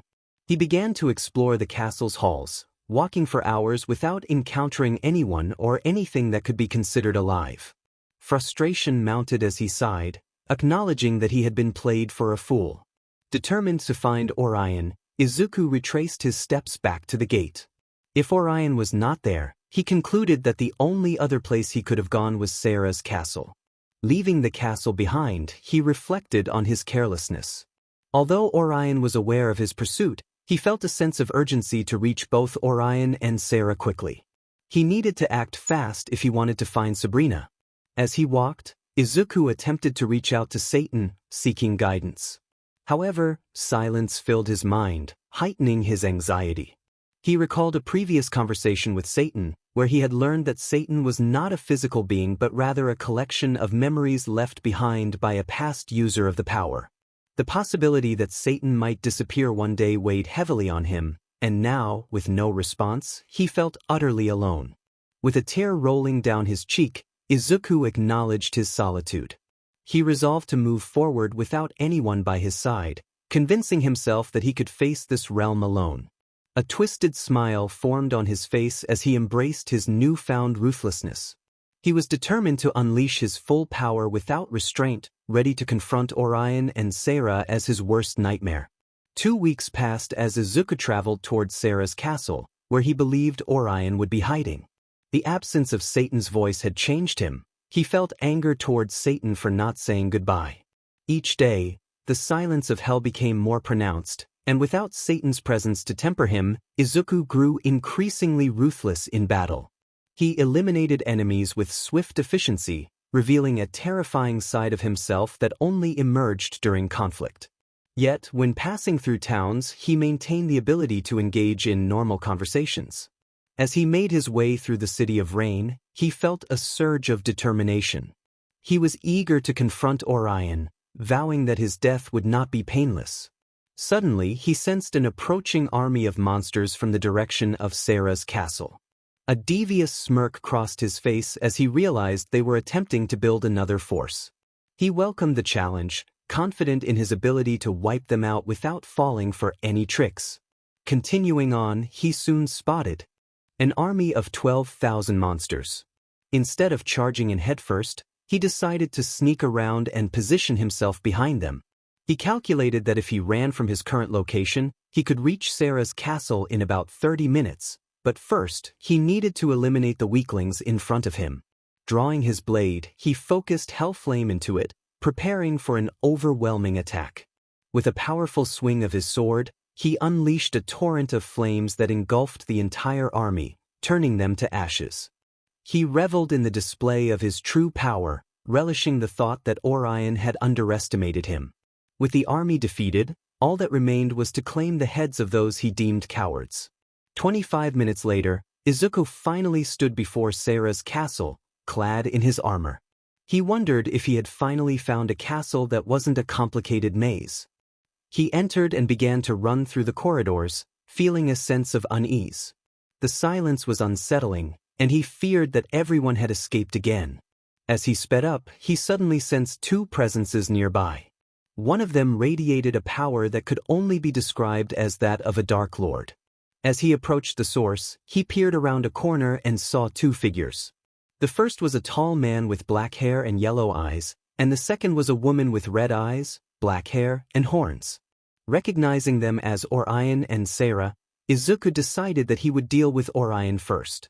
He confronted Orion before the man could react, using his power to unleash a surge of energy that left Orion blinded and terrified Seira in the process.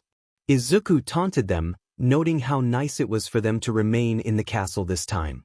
Seira, filled with fear, began to back away, which caught Izuku's attention. He swiftly threw one of his knives, striking Seira in the leg and eliciting a scream of pain from her. He warned Seira that she would not escape him and that they would have a conversation, but first, he had business with Orion. Orion, clutching his face where his eyes had been, spoke weakly, acknowledging Izuku as the Hellwalker. Izuku found amusement in Orion's predicament, mocking him for his weakness without his eyes. He recalled how Orion had once used an army as bait to escape, and he expressed his disdain for being tricked in such a manner. He intended to let Orion live for a short time before claiming his head. Izuku demanded information, specifically about Sabrina, who he had been told was supposed to be with Seira. Orion chuckled defiantly, refusing to divulge any information. In response, Izuku unleashed a wave of killing intent that even the blind Orion and Seira could feel. He then made a gruesome display of power by ripping Orion's jaw off, causing Seira to scream in horror as Orion's lifeless body crumbled to dust. Turning his attention to Seira, Izuku approached her, who was now barely backing away. He demanded to know where Sabrina was. Seira pleaded for her life, promising to do anything if he would just let her go. Izuku, smirking beneath his helmet, slammed her against the wall, causing her to cough up blood before releasing her. He pressed her for answers, and in desperation she revealed that Sabrina was imprisoned beneath the castle. Izuku retrieved the knife Seira had pulled from her leg and stepped on her wound, taunting her about her husband, Hyrias, who had also been a Dark Lord. He recounted how Lucifer had mentioned that Hyrias was one of the lords who had disappeared during the rebellion. Seira's terrified expression confirmed Izuku's suspicions, prompting him to raise his sword. Her cries for mercy went unheard as he struck, silencing her forever. With Seira dealt with, Izuku set out to find Sabrina. He felt slightly irritated that he had dispatched Orion and Seira so quickly. He had wanted to prolong the encounter, but rescuing Sabrina was his priority. After a few more minutes of searching, he sensed an unfamiliar presence beneath him. It had to be her. He hurried through the castle until he discovered a staircase leading deeper underground. As he descended, he approached the prison area, where he saw a long passage lined with numerous cells. Inside, he glimpsed many skeletons, some with broken bones, suggesting that this place had been used for torture. As he walked, he heard faint sobbing and moved silently toward the source. In the dim light of one cell, he saw a figure huddled in the corner. Melting the lock, he entered and found a girl who weakly pleaded for mercy. Realizing it was a girl's voice, he paused and asked if her name was Sabrina. She confirmed her identity, trembling with fear. Izuku removed his helmet and stepped closer, introducing himself as Izuku, sent by her father, Lucifer, to bring her home. Sabrina slowly emerged from her dark corner, revealing a appealing girl with dark purple hair and vibrant red eyes, full of life and hope. For a fleeting moment, Izuku's eyes shifted from red to their natural green, but he quickly noticed that Sabrina was limping.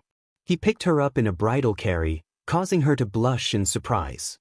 He reassured her that she was hurt and needed to rest. As he carried her back to the surface, Sabrina remained quiet, and Izuku focused on the task at hand, determined to ensure her safety and bring her back to her father. The atmosphere was thick with awkward silence as Izuku led Sabrina away from the castle, eventually setting her down on the ground. He felt it was a safe distance from their previous location. As he made his armor disappear, he pondered the situation they found themselves in. Sabrina, still processing everything, questioned why no one had tried to intervene. Izuku explained that those who could have stopped them were no longer around. The revelation shocked Sabrina, prompting her to react loudly, but Izuku quickly reminded her to keep her voice down, aware that they might still be in danger. She immediately covered her mouth, apologizing for her outburst. Izuku then expressed his need to check her injuries. Although Sabrina felt a bit embarrassed, she nodded in agreement. As he examined her, he was relieved to find that her injuries were not severe, though her body bore numerous bruises and scars. He recognized that Sarah was responsible for her condition, and Sabrina's silent nod confirmed his suspicion, a tear escaping down her cheek. Moved by her pain, Izuku stepped closer and gently wiped the tear from her face, reassuring her that as long as he was by her side, she would be safe. He promised that she would never have to endure such suffering again. Overwhelmed by emotion, Sabrina hugged him tightly and began to cry. Izuku reciprocated the embrace, stroking her hair in an attempt to comfort her, while his mind raced with confusion about his own feelings. He found it strange to be so affectionate, yet it felt right. Fortunately, Sabrina managed to calm down after a short while, expressing her gratitude with a small smile. Izuku checked if she could walk, and although she attempted to rise, it was clear she was still struggling.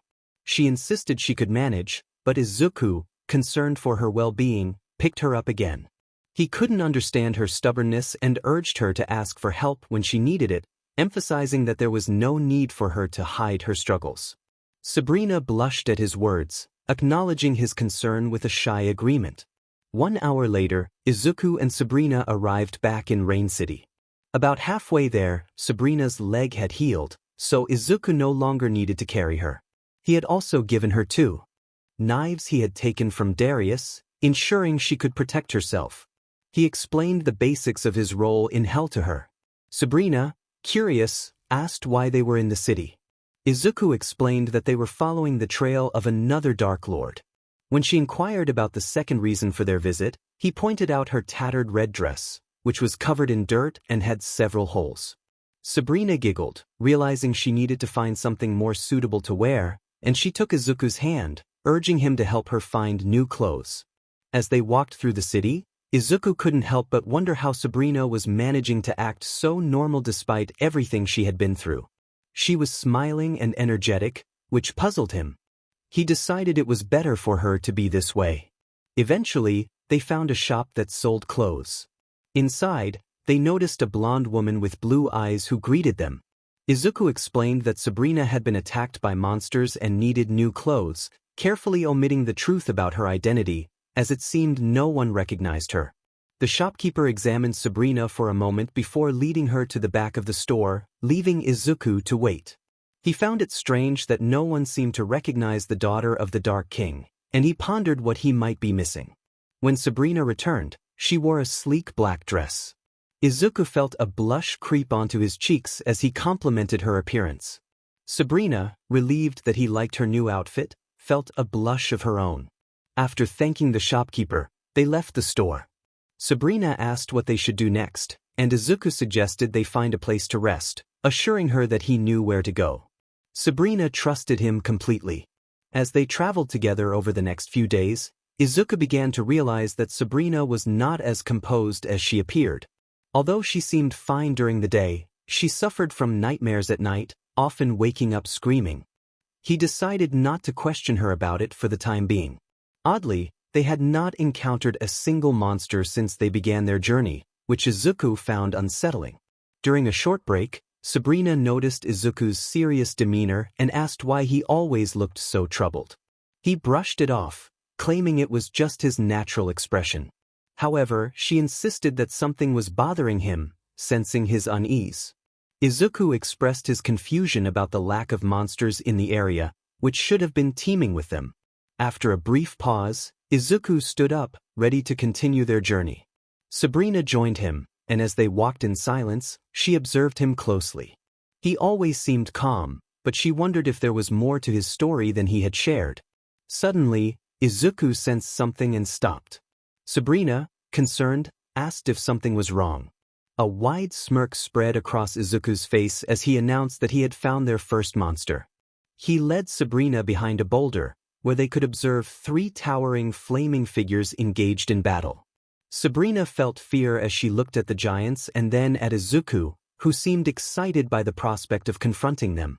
He explained that flame giants were among the most powerful beings in this part of hell and that he couldn't let such an opportunity slip away.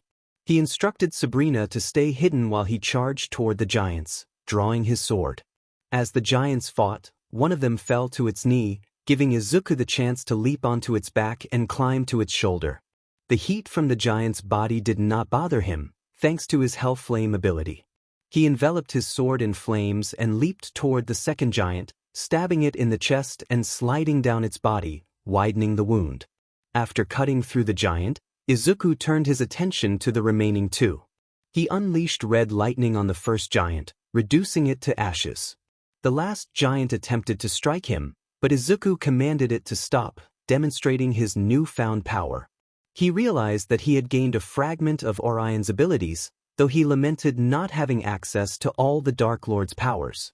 With the giant kneeling before him, Izuku approached and plunged his sword into its chest, using Hellflame to burn it from the inside out until it finally succumbed. He felt exhilarated by the fight. As Sabrina cautiously approached him, she noticed that Izuku's earlier smirk had vanished, replaced by a serious expression. For a fleeting moment, she glimpsed the pain, sadness, and anger hidden behind his eyes before they returned to their usual emptiness. Concerned, she asked if he was all right, to which he replied that he was better than ever. Sabrina expressed her worry about his reckless behavior during the battle, realizing just how much she cared for him. Izuku observed Sabrina closely and noticed the tears welling in her eyes. He felt a wave of remorse wash over him, realizing the impact of his actions. He offered a sincere apology, his gaze locked with hers, conveying his regret. Sabrina, still focused on him, contemplated the expression he had worn earlier. It was clear to her that he was concealing something troubling, yet she could sense the pain he was enduring. She wondered what had transpired in his life to bring him to this moment. 5 hours later, after 4 hours of walking, Izuku and Sabrina decided to stop for some rest. Izuku quickly fell asleep, but Sabrina found herself unable to doze off. Instead, she watched him intently, her mind racing with thoughts. She wanted to ask him about his past, but fear held her back. She sensed he was hiding something significant, yet she couldn't muster the courage to confront him. As she observed him, she noticed a sudden change in Izuku's expression. He appeared to be in distress, sweating slightly, which startled her. It seemed he was experiencing a nightmare. Concerned, she moved closer to him and took his hand, hoping to provide some comfort. She reflected on how even someone as brave as Izuku could have fears. She pondered what could terrify him so deeply and what had shaped him into the person he was. Sabrina continued to slide his hair gently, reassuring him with her presence. She expressed her determination to understand his past one day, believing that knowledge would enable her to help him. As she lay beside him, still holding his hand, she wrapped her free arm around him, pressing his face against her chest. She vowed to help him, remembering how he had saved her from a dark cell. Now, she felt it was her turn to save him from his inner turmoil. A week passed since that night. Sabrina had been trying her hardest to uncover Izuku's story, but each time she considered bringing it up, fear gripped her. However, she noticed that her own nightmares had ceased, leading her to develop a habit of snuggling up to Izuku whenever he fell asleep before her. Izuku was aware of this but reasoned that if it helped her, he would allow it. 3 days after they resumed their journey, they managed to save a village from a monster attack. Initially, Izuku wanted to leave as quickly as possible, but Sabrina insisted they stay so the villagers could express their gratitude. In appreciation, the villagers gifted Izuku a new pair of knives, as he had given his old ones to Sabrina. Now, for days after their heroic act, Sabrina noticed a change in the atmosphere. She remarked on the growing darkness around them, questioning if it was just her imagination. Izuku explained that they were likely 2 hours away from the Shadow Gate, which accounted for the ominous surroundings. Mention of the Shadow Gate sparked a memory for Sabrina, though she had never seen it herself. Izuku shared that Lucifer had told him he would recognize the gate, even without knowing its appearance. Sabrina expressed her eagerness to see it, her excitement contrasting with Izuku's more serious demeanor. He thought to himself that while her enthusiasm was refreshing, he needed to stay focused on reclaiming his realm. Nothing else mattered at that moment. 2 hours later, Izuku and Sabrina arrived in front of the Shadow Gate. Izuku marveled at its size, acknowledging that Lucifer had been right about its impressive scale. He approached the gate, recalling Lucifer's instructions to come close and use his power on it. With determination, he placed his hand on the gate, and it began to glow with a red light, indicating that it would absorb his power naturally. Sabrina expressed concern about the potential danger, but Izuku reassured her, confident in his abilities. As the gate slowly opened, revealing the other side of hell, Izuku urged Sabrina to hurry before it closed. He took her hand, and they rushed through just in time to see the gate shut behind them. The landscape before them was starkly different from what they had just crossed. Instead of light and fire, they found dark, desolate plains, towering snow-covered mountains, and a sky shrouded in the deepest black. Izuku found the scene appealing, and Sabrina inquired about their next destination. Izuku mentioned that their next stop was Lord Mortan, who supposedly had a gate to the netherworld in his castle. Sabrina's reaction was unexpected. She seemed upset and questioned whether she was merely a burden to him. Izuku noticed her distress and felt a pang of concern. She clung to his clothing, expressing her longing to stay by his side, and tears filled her eyes. Izuku was taken aback by her emotional plea. He had never intended to make her feel unwanted, and as he wrapped his arms around her, he found himself speaking in a soothing tone, assuring her that he had never wanted to get rid of her. This revelation surprised him, as he felt a warmth in his heart that he had not expected. Sabrina's expression brightened at his words, and despite her tears, a smile broke through. She was overwhelmed with happiness, and Izuku gently wiped her tears away, encouraging her to stop crying. He complimented her, telling her that her tears did not suit her pretty face. Sabrina asked if he truly wanted her to stay with him, and he emphasized that the decision was hers, but they needed to see her parents to ease their worries. With newfound determination, she took his hand, ready to continue their journey away from the Shadow Gate. 2 weeks passed since they had crossed into this side of hell. Izuku and Sabrina had been exploring, with Izuku relying on the geography lessons from Lucifer to navigate. They traveled through various cities and villages, facing numerous monsters along the way. Izuku was pleasantly surprised when Sabrina joined him in battle, showcasing her impressive skills with knives, although she preferred to let him fight alone, recognizing his strength. Sabrina inquired about their progress toward finding Mortan, and Izuku reiterated that they should arrive in a few hours. She playfully complained about his repetitive answers, prompting him to provide a more specific estimate. With a sense of urgency, Sabrina took his hand again, and they quickened their pace, eager to reach their destination. 2 hours later, Izuku and Sabrina had fought several guardian monsters on their way and finally arrived in front of Mortan's castle. Izuku felt a sense of disappointment as he surveyed the imposing structure, expecting something more grand from Mortan. Sabrina appeared uneasy, and Izuku noticed her apprehension. He understood that she was likely still shaken from their previous encounter with Seira. Determined not to let her fear overwhelm her, he approached her and looked into her eyes, reassuring her that he understood her feelings. He gently placed his hand on her cheek, emphasizing that running from fear was not a solution. Sabrina admitted her fear, feeling trapped by it. Izuku offered his support, promising that he would protect her from any harm that might come their way.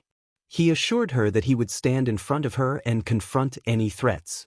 Sabrina was taken aback by his words, realizing how much he cared for her.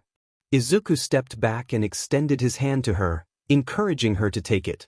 He wanted her to know that she could rely on him, and if she ever needed help, he would be there for her. Tears welled in Sabrina's eyes as she grasped his hand tightly. In that moment, Izuku pulled her closer and embraced her, whispering that everything would be fine if she followed his lead. Sabrina felt a surge of determination and affection, silently vowing to do anything for him, hoping he would one day recognize her feelings. As they entered Morton's castle, Izuku summoned his armor, ready for the challenges that lay ahead. They navigated through the castle's corridors, defeating monsters and generals that obstructed their path. Izuku acknowledged Morton's strategic placement of guards, impressed by the effort that had gone into fortifying the castle. Curious about Morton's powers, Sabrina asked Izuku for a reminder. Just as he was about to respond, he sensed something and his expression shifted.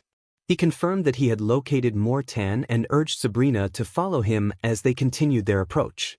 After a brief walk, they stood before a massive door. Izuku asked Sabrina if she was ready, and she affirmed her readiness while holding his hand tightly.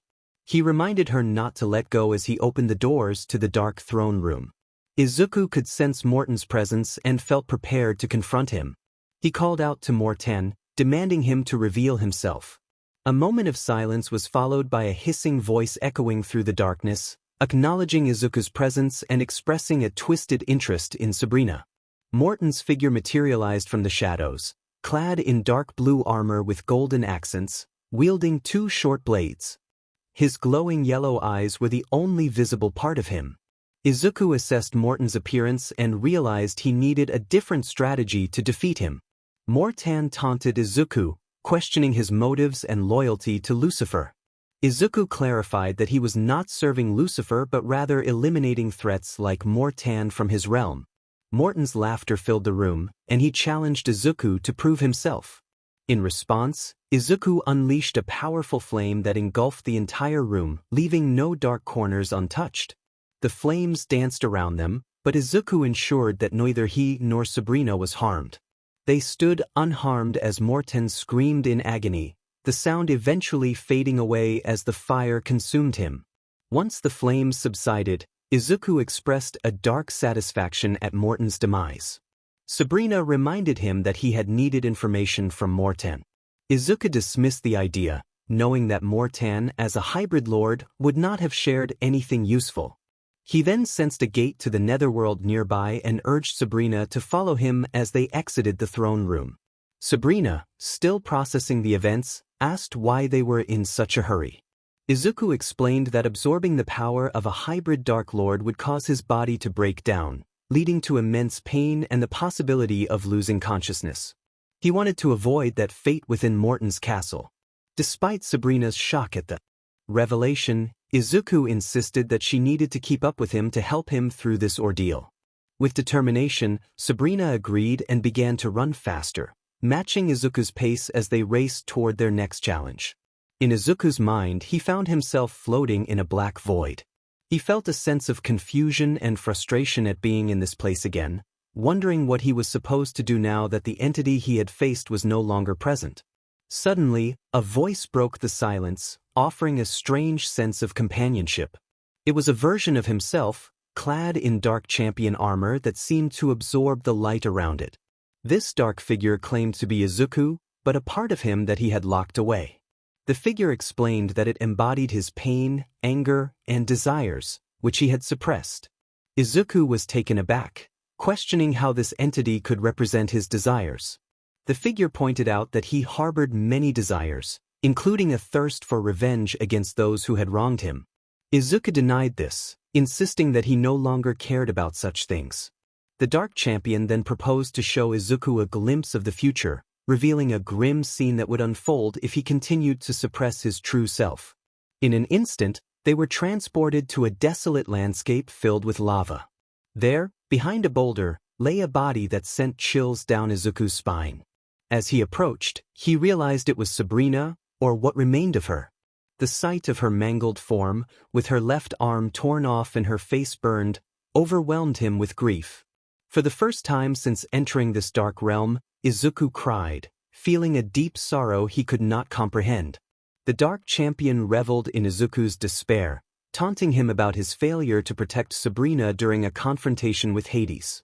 The champion relished in the idea that Izuku had abandoned her, leaving her to suffer alone. The mention of love struck Izuku hard, leaving him feeling hollow and devoid of emotion. He sought a way to prevent this future, his voice devoid of any feeling. As he knelt on the ground, his hair obscuring his eyes, the champion extended a hand, promising power and control if Izuku would only surrender. The dark aura surrounding the champion began to take shape as dark wings, representing the chaos and irrationality that Izuku had kept at bay. The champion urged him to embrace the monster within. Just as Izuku seemed on the verge of giving in, a warm and familiar presence interrupted. He felt a gentle hand stop his descent toward the dark figure. Looking up, he saw Sabrina, radiant and full of life, kneeling before him. Her deep purple hair and crimson eyes shone with compassion. She asked him if he truly believed he was a monster, expressing concern for his prolonged suffering in darkness. Sabrina pressed her forehead against his, reminding him that there was goodness within him, a light that had always been present. She urged him to stop torturing himself and to reject the lies that the champion fed him. Tears filled her eyes as she reassured him of his strength. Izuku was struck by her unwavering support, realizing how deeply she cared for him. He remembered the champion's words about love and felt a surge of emotion. In that moment, he acknowledged his feelings for her, recognizing that he had fallen for her hard. With gratitude, he embraced Sabrina, feeling the warmth of her presence. However, the dark champion was not finished. He screamed at Izuku, insisting that he could not trust Sabrina, claiming she would betray him just like everyone else had. As the champion attempted to seize Sabrina, his hand vanished, leaving him bewildered. Izuku, now filled with newfound resolve, declared that this was his dream and his rules. He confronted the champion, asserting that he was merely a figment of his imagination and could not control him. While he would always remember the pain of his past, he refused to succumb to the darkness and become the monster the champion wanted him to be. With each step he took toward the champion, the dark figure began to dissipate. The champion's final words echoed in the void, declaring that Izuku would never be free. Izuku acknowledged this truth but found it no longer troubled him. He turned to Sabrina, who approached him with a soft smile, thanking her for everything she had done. She blushed at his words, reminding him that her actions were simply for him. As their connection deepened, Sabrina announced that it was time for Izuku to wake up. Their eyes locked as his vision began to cloud, signaling the return to reality. He groaned as his vision cleared, narrowing his eyes slightly to the left where Lucifer, Ariana, and Sabrina stood. Lucifer smirked, acknowledging that Izuku was awake. Izuku chuckled, wondering if they had expected something different. Ariana expressed her relief that he was all right, and he thanked her with a small smile. Turning his attention to Sabrina, he noticed she looked as if she might cry. Confused, he wondered what was wrong. Suddenly, Sabrina hugged him tightly, tears streaming down her face as she expressed how worried she had been about him. Surprised, Izuku realized how much she truly cared, and he smiled as he hugged her back. Both Lucifer and Ariana were taken aback, having never seen Izuku smile in such a way before. After a moment, Sabrina pulled back slightly, and Izuku released her, apologizing for causing her distress. She assured him it was fine as she wiped her tears away. Curious about their location, Izuku asked Lucifer where they were. Lucifer explained that he had found Izuku unconscious in a forest in southern Canada and that they were currently in a hotel in Los Angeles. Now that he was awake, Izuku requested to be teleported to their training spot. However, Sabrina and Ariana interrupted, firmly stating that it was not an option. They reminded him that he had just woken up. Izuku insisted that Lucifer should tell them they were going, but Lucifer hesitated, not wanting to argue with the two women.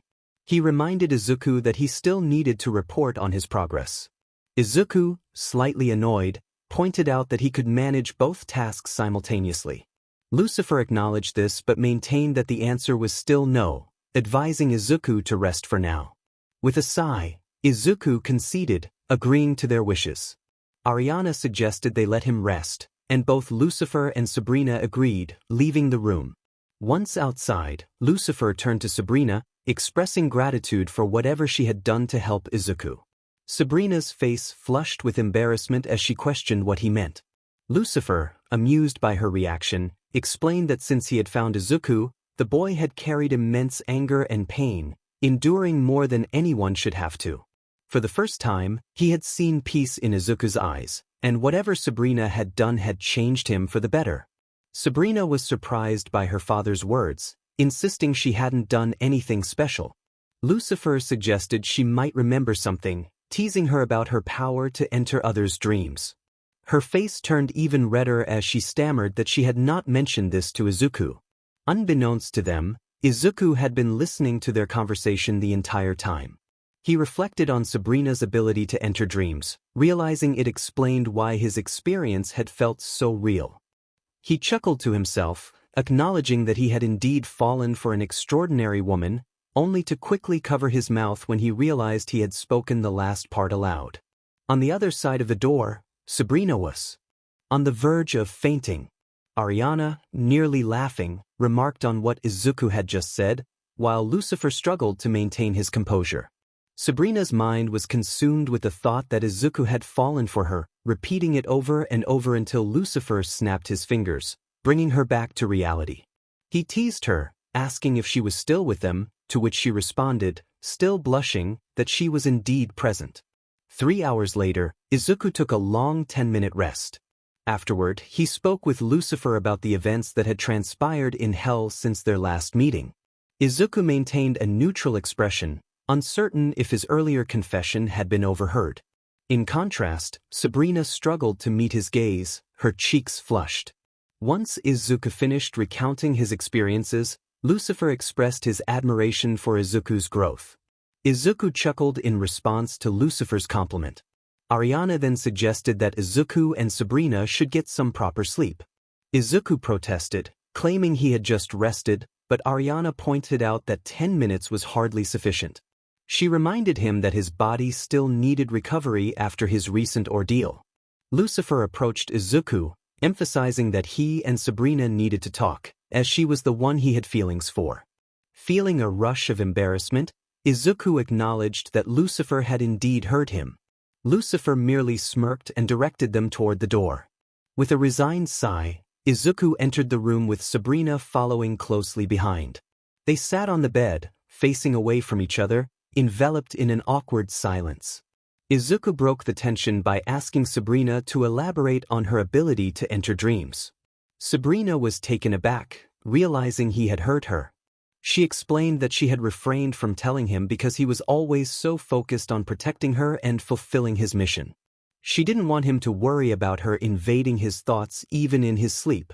Izuku was surprised by her concern and inquired if Lucifer was the only one who had listened to him behind the door. Sabrina turned crimson, realizing the implication of his question. She stammered in response, denying that it was just Lucifer who had heard him. Izuku struggled to maintain his composure, but his face turned red as well. He acknowledged that it was pointless to hide his feelings from her. Sabrina, increasingly flustered, asked if he truly meant what he had said. Izuku assured her that he would not lie about such matters and gently placed his hand on her cheek. As they locked eyes, neither wanted to look away. Time seemed to stand still as they leaned closer, sharing a passionate kiss.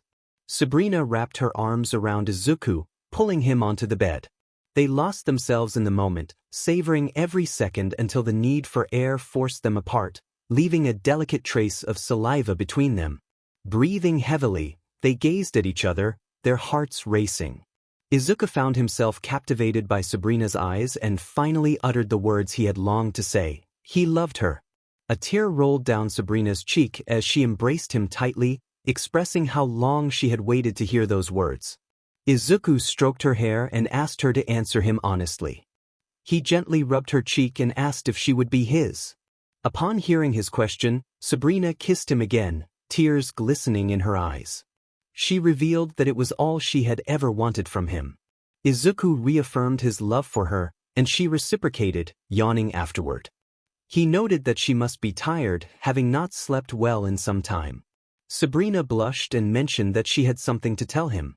Izuku teased her about how she had been snuggling with him for weeks, which made her blush even more. He reassured her that he was not angry and playfully tackled her onto the bed. They decided it was time to sleep, and Izuku wrapped his arms around her, kissing her forehead and wishing her sweet dreams. They both closed their eyes, drifting off into a peaceful slumber.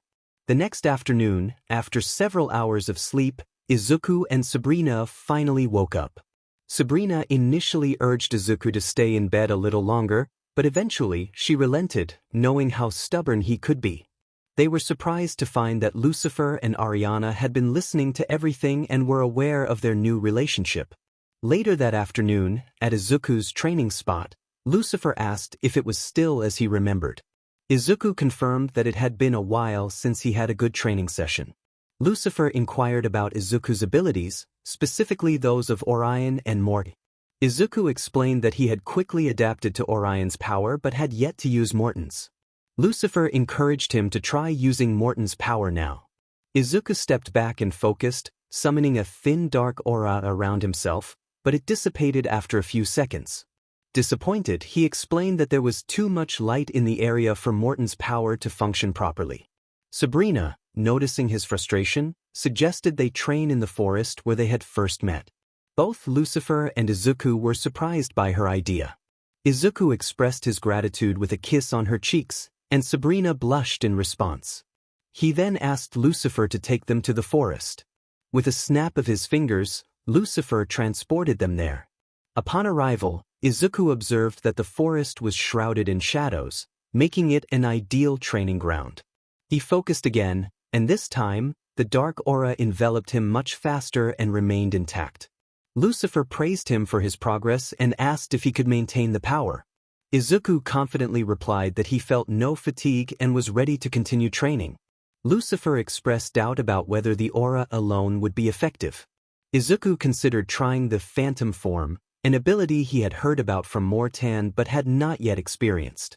It was said to make his body nearly untouchable. After a few minutes of concentration, Izuku successfully activated the ability. The sensation was strange for Izuku, who felt disconnected from his surroundings. Sabrina approached and waved her hand through his head, prompting him to comment on the odd feeling. He explained that he could not feel anything, which intrigued her, and she indicated that she understood his experience. Breaking his focus, Izuku returned to his normal state and acknowledged that using the skill had been an interesting experience. Lucifer inquired whether he could continue, and despite sweating a bit, Izuku felt confident that he could. Sabrina expressed concern about his perspiration, but Izuku reassured her that it was a common reaction for him when using new abilities. Lucifer suggested that Izuku try another skill, specifically Shadow Step, which could be useful. Izuku agreed and took a deep breath, enveloping himself in dark aura once more. He visualized the Shadow Step, recalling how Morten had used it to disappear by transforming into a shadow and moving through dark areas. With a clear mental image, Izuku attempted the skill. However, instead of teleporting behind Sabrina, he ended up in front of a boulder 15 meters away. Lucifer smirked and asked if that was the intended destination. Izuku admitted that it was not, realizing he needed to improve his accuracy with the skill. Despite the misstep, he acknowledged that he had at least managed to use it, even if not perfectly. 2 hours later, Sabrina woke up in the middle of the night. She rubbed her eyes and wondered what time it was, yawning softly. It was still dark outside, and as she glanced around, she noticed that Izuku was not in bed. Concerned, she thought about where he could be. Suddenly, she felt the bed shake. Looking down, she saw Izuku on the floor, covered in sweat and rolling around. She quickly crouched beside him, realizing he was having another nightmare. She reached out to comfort him, but before she could, Izuku opened his eyes and jumped up, still breathing heavily. Sabrina took his hand, which caught his attention. He looked at her, still shaken. She spoke to him in a soothing tone, encouraging him to calm down. Gradually, he settled back onto the bed, but she could see that he was still in shock. With a worried expression, Sabrina asked him if he could share what had happened. Izuku sighed, contemplating whether to open up. He eventually agreed, acknowledging that he would tell her eventually. He began to explain how the realm worked, particularly about quirks, and how he had been born quirkless, unlike most of the population. He shared the painful truth of his childhood, revealing that he was the son of the most powerful man in the world and had a sister, yet his life took a turn for the worse when he was diagnosed as quirkless. He described the harsh reality he faced, being treated as less than human, enduring insults and physical pain from those around him, including his own family. For 11 years, he had known nothing but suffering and hatred, despite his longing to help others. Tears streamed down his face as he recounted his struggles. Sabrina was taken aback, not only by the depth of Izuku's pain but also because it was the first time she had seen him cry. Words escaped her, but she understood that sometimes silence was more comforting. She wrapped her arms around him, pulling him close and resting his head against her chest. Izuku began to cry in her embrace, and she gently stroked his hair until he eventually calmed down. When he seemed more at ease, Sabrina expressed her concern for bringing up his past, acknowledging how painful it must have been for him to relive those memories. Izuku reassured her that she had no reason to apologize. He understood her curiosity and encouraged her not to feel sad, as it affected him too. Grateful for his understanding, Sabrina smiled and suggested they try to get some sleep again. As they settled back into bed, Izuku lay next to her, accepting her invitation to rest. He expressed his readiness to continue their journey, having trained hard over the past weeks to prepare himself for the challenges ahead. Though he had not yet mastered his skills, he felt capable of using them in serious combat. Lucifer, observing Izuku's determination, questioned whether he was truly ready to proceed. Izuku affirmed his readiness, stating that there was still a realm in need of his help. However, Lucifer pointed out that there was a significant decision to make regarding Sabrina's involvement in his mission.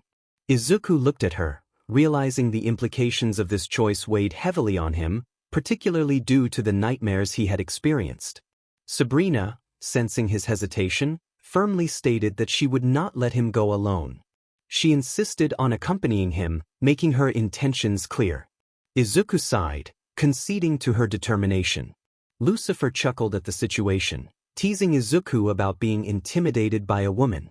Suddenly, a menacing aura filled the air, and Ariana, Lucifer's partner, appeared with a disconcerting smile.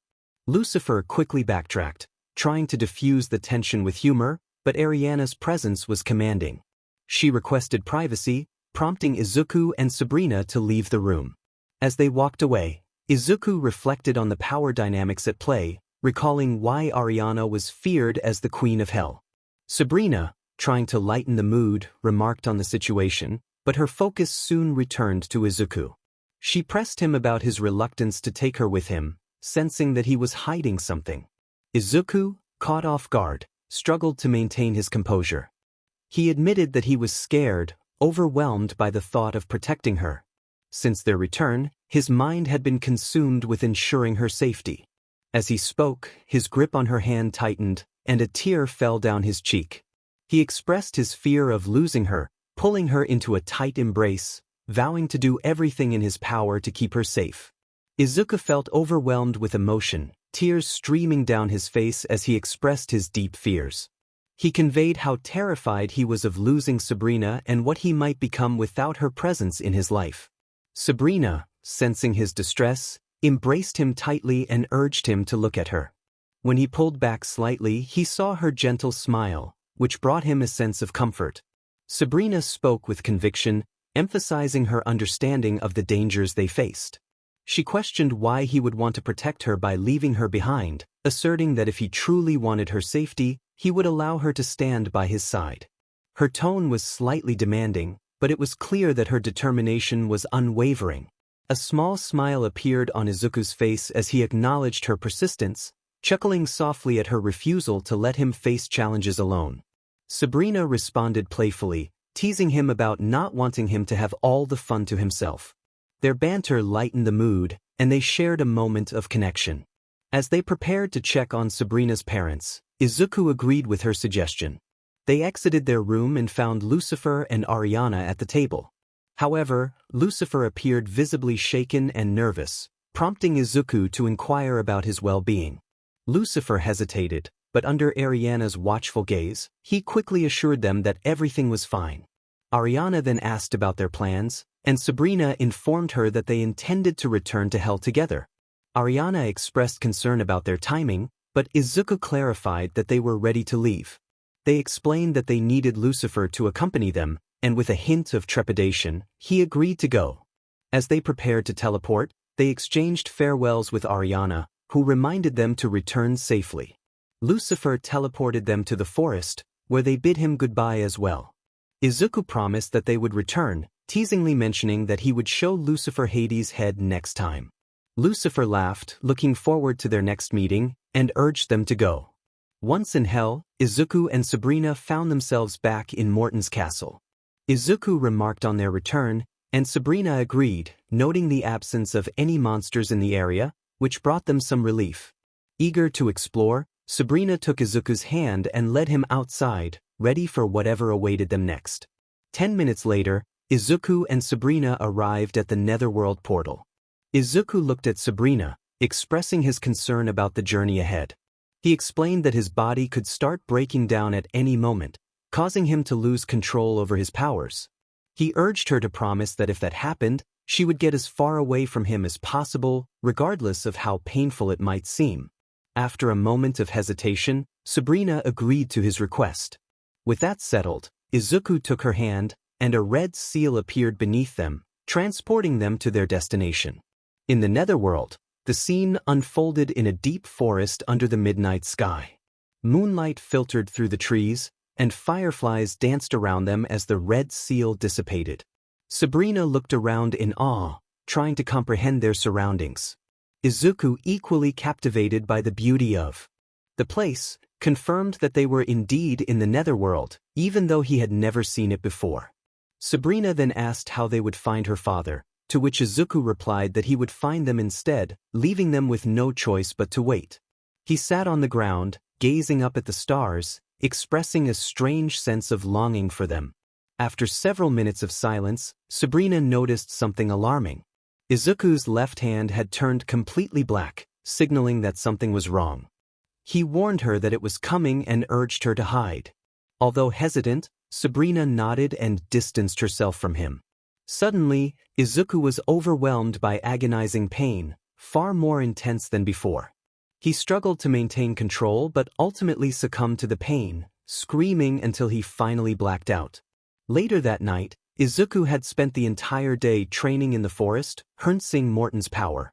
When he returned to the hotel where the others were, Lucifer acknowledged his improvement but reminded him that he still had a long way to go. Izuku sighed, fully aware of the truth in Lucifer's words. Ariana suggested that he should rest, and he agreed, heading to his room. Sabrina decided to rest as well, and as she left the room, Lucifer teased her about not wanting Izuku to feel lonely. Flushing with embarrassment, she hurried to find Izuku, who had already fallen asleep. She giggled to herself, realizing he was more tired than she had anticipated, and lay down beside him. 15 minutes later, Izuku and Sabrina stepped out of Morton's castle. Izuku sighed deeply, noting that there still seemed to be no monsters in the area. Sabrina playfully reminded him that he didn't have to fight immediately after returning. He conceded that she was right and suggested they head to the city of Zenon to see if anything had changed.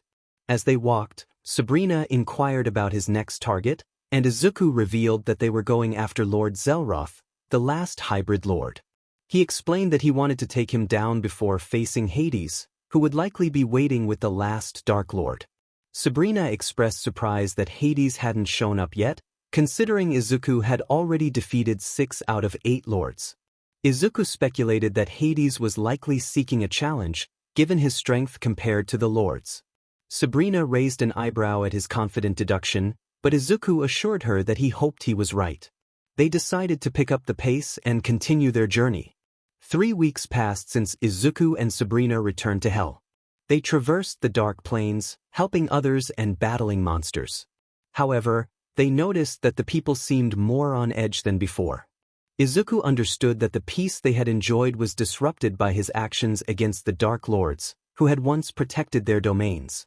While Sabrina was concerned about the vulnerability of the people, Izuku saw it as an opportunity for them to toughen up and become less reliant on their lords.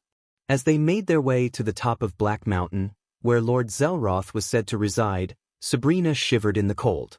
Izuku noticed her discomfort and wrapped his arm around her waist, pulling her closer to provide warmth. Sabrina felt a blush rise to her cheeks as she realized the warmth he offered.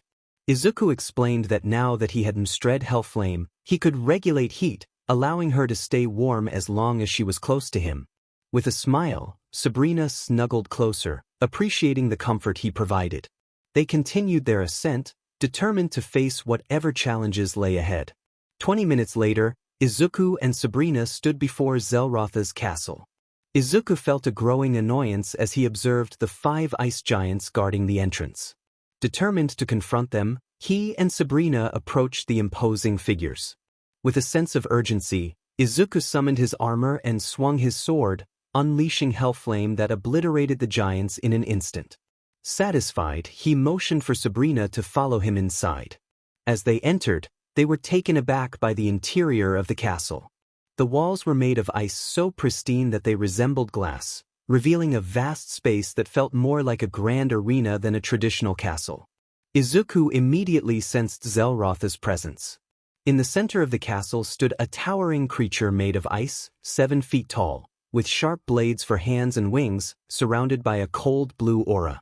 Izuku identified him as Zelroth, and Sabrina expressed her concern. Izuku reassured her to stay close, and with a nod of agreement he enveloped them both in Hellflame as they advanced toward Zelroth, evaporating the icy walls that obstructed their path until they faced him directly. Zelroth greeted them with a cold, hissing voice, acknowledging Izuku as the Hellwalker. Izuku, unfazed, challenged Zelroth to demonstrate his power. In response, Zelroth unleashed a massive spike of ice toward them, but Izuku melted it just in time to avoid any impact. Slightly disappointed, he questioned if that was all Zelroth had to offer. Unperturbed, Zelroth launched more icicles, but Izuku continued to evaporate them effortlessly. Frustrated, Izuku suggested that it was time to end the confrontation. Zelroth insisted he would not let them leave alive. With a deep sigh, Izuku acknowledged Zelrotha's stubbornness and decided to finish the fight. He unleashed a surge of red lightning, but Zelroth dodged and closed in. Before he could get too close, Izuku released a wave of Hellflame that engulfed Zelroth, evaporating the lower half of his body. Izuku observed the aftermath with a hint of irony, noting the absence of blood. Zelroth vowed revenge, but Izuku dismissed him, declaring it was time for him to perish. With a decisive move, he drove his sword through Zelrotha's skull. Sabrina cheered for Izuku's victory, but he expressed discomfort about what would happen next. She suggested they leave the castle before anything else occurred. Izuku agreed, and they exited together, determined to find a safe place. 15 minutes later, after walking for a while, they discovered a cave in the Black Mountain. Sabrina deemed it a suitable hiding spot, but Izuku insisted they needed to keep moving. When she questioned his reasoning, he explained that it was still too cold and worried about what might happen if he passed out. Sabrina, feeling capable of enduring the cold, argued her point, but Izuku sighed and relented, stepping into the cave with her. 20 minutes later, they remained in the cave, waiting anxiously. Sabrina inquired about how long it would take, but Izuku was uncertain. Suddenly, he was struck by a sharp pain in his body, realizing the moment had come. He urged Sabrina to get away as he began to scream in agony, succumbing to unconsciousness once again. In Izuku's mind, he found himself floating in a dark void once again. He felt a sense of familiarity with this place and wondered who would come to entertain him this time. He recalled his previous encounters, first with Satan and then with another part of himself, and speculated whether Hades would be next. To his surprise, a voice he recognized echoed in the void, confirming his suspicions. It was indeed Satan, and Izuku's expression shifted to one of shock. He had thought Satan had disappeared forever, so he was taken aback by his sudden reappearance. Satan expressed his own uncertainty about how he had returned but conveyed his gladness to see Izuku again. Izuku reciprocated the sentiment with a faint smile and shared the progress of his journey. It mentioned that his presence in the void indicated he had defeated another hybrid lord, specifically Zelroth. Satan acknowledged this, suggesting that only one opponent remained for Izuku to face.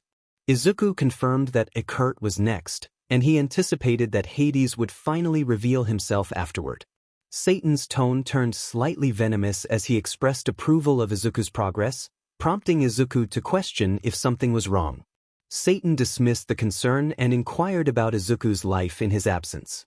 Izuku explained that he had continued his mission of slaying monsters and saving people. He also revealed that he and Sabrina had become lovers about a month prior, which piqued Satan's interest. As the conversation shifted, Izuku asked whether Hades would show himself after he defeated Ikurt. Satan, however, redirected the conversation back to Izuku's relationship with Sabrina, expressing curiosity about it. Although slightly annoyed, Izuku agreed to share more about his experiences since Satan's departure. He recounted the challenges he faced, including being tricked by Orion's dummy castle, and how he ultimately avenged himself by defeating both Orion and Korea. He also shared the story of how he reunited Sabrina with Lucifer and Ariana, and how they had returned to Hell together to defeat Zelroth. Satan remarked on the tumultuous journey Izuku had experienced in his absence, acknowledging that it had been quite eventful. Despite this, Izuku expressed a lingering sense of unease. He felt close to achieving his goals but feared that everything he had accomplished might be in vain. His love for Hell and the connections he had formed there made him determined not to let it all be destroyed. Satan placed a reassuring hand on Izuku's shoulder, acknowledging that it was natural to feel attached to the world he had come to know. He emphasized the responsibilities of a king, urging Izuku to be prepared to protect those he cared about. When asked if he was ready to risk everything, Izuku met Satan's gaze with determination and affirmed his readiness. Satan declared that it was time for Izuku to awaken, and as Izuku's body began to vanish, he realized this was another goodbye. He expressed his hope to see Satan again soon, and as he disappeared completely, laughter echoed through the void. It was Satan's laughter, filled with a maniacal glee, as he promised that they would meet again very soon. 20 minutes later, Izuku marveled at the size of the arena, noting how it appeared even larger from his current vantage point. Sabrina, beside him, shared her own excitement, recalling her previous visit to the venue. She encouraged him to prepare for the upcoming fight, and together they approached a nearby stand. Izuku inquired with a bald man about where he could sign up for a fight in the arena. The man asked if Izuku was sure he understood what he was getting into. With determination, Izuku affirmed his readiness. The man handed him a small pink crystal, instructing him to present it to the guard by a small door, who would guide him and explain the fight details.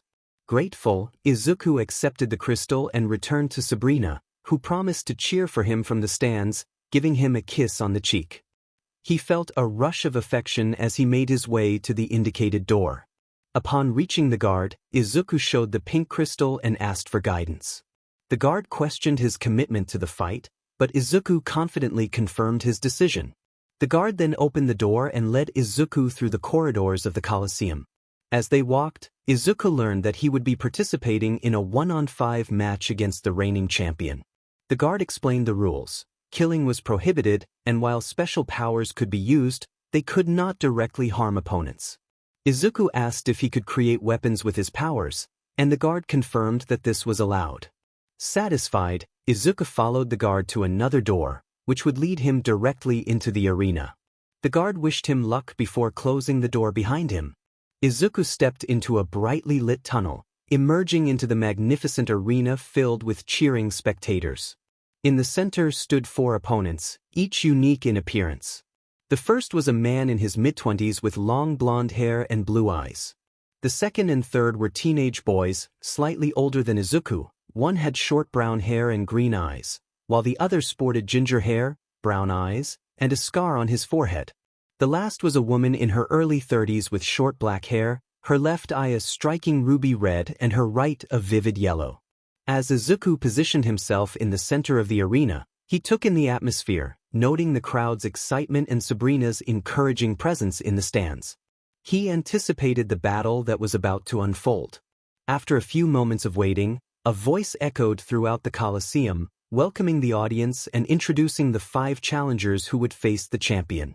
A large door at the side of the arena began to open, and the announcer introduced the champion, Eric Roswell, a formidable figure with an impressive record of victories. As Eric emerged, Izuku observed the nervousness of his fellow challengers. The champion was a towering, muscular man, his face obscured by a helmet, and he wielded a short sword.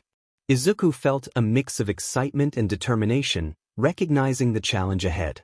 He resolved to wait for his turn, allowing the others to engage the champion first. The announcer instructed the audience to provide weapons, and chaos ensued as spectators threw various armaments into the arena. Izuku quickly grabbed the first sword he saw, readying himself for the fight. Eric remained still, watching as the first challenger, the blonde man, charged at him with a sword. With remarkable agility, Eric dodged the attacks effortlessly. Izuku noted the blonde man's lack of skill as he struggled to keep up with Eric's speed.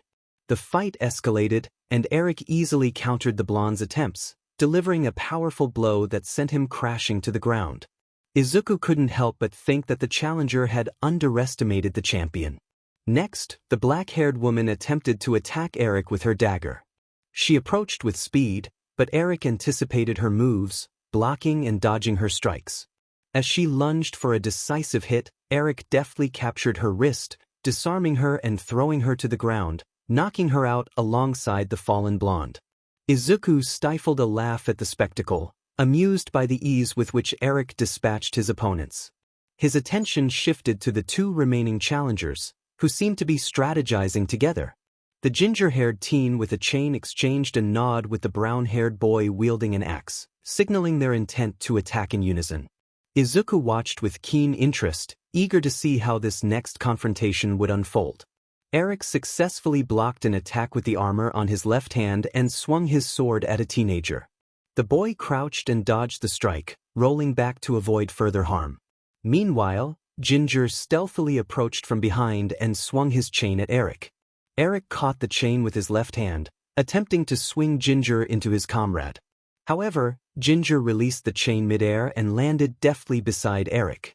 He then delivered a punch to Eric's gut, but Eric remained unfazed, looking at Ginger with a surprised expression. In a swift motion, Eric grabbed Ginger by the throat and slammed him into the ground, knocking him out cold. He then seized Ginger's chain. Eric noted to himself that the situation was becoming interesting, recognizing that he was not just dealing with a swordsman. He swung the chain at a boy with brown hair, who managed to evade the attacks repeatedly. Unbeknownst to the boy, Eric had lured him toward the wall of the arena.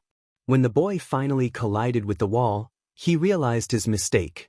Eric assessed the boy's capabilities, acknowledging his strength, speed, and tactical skills. He recognized that this opponent was someone worth keeping an eye on for future recruitment. As the brown-haired boy attempted one last desperate attack with his axe, Eric easily blocked it.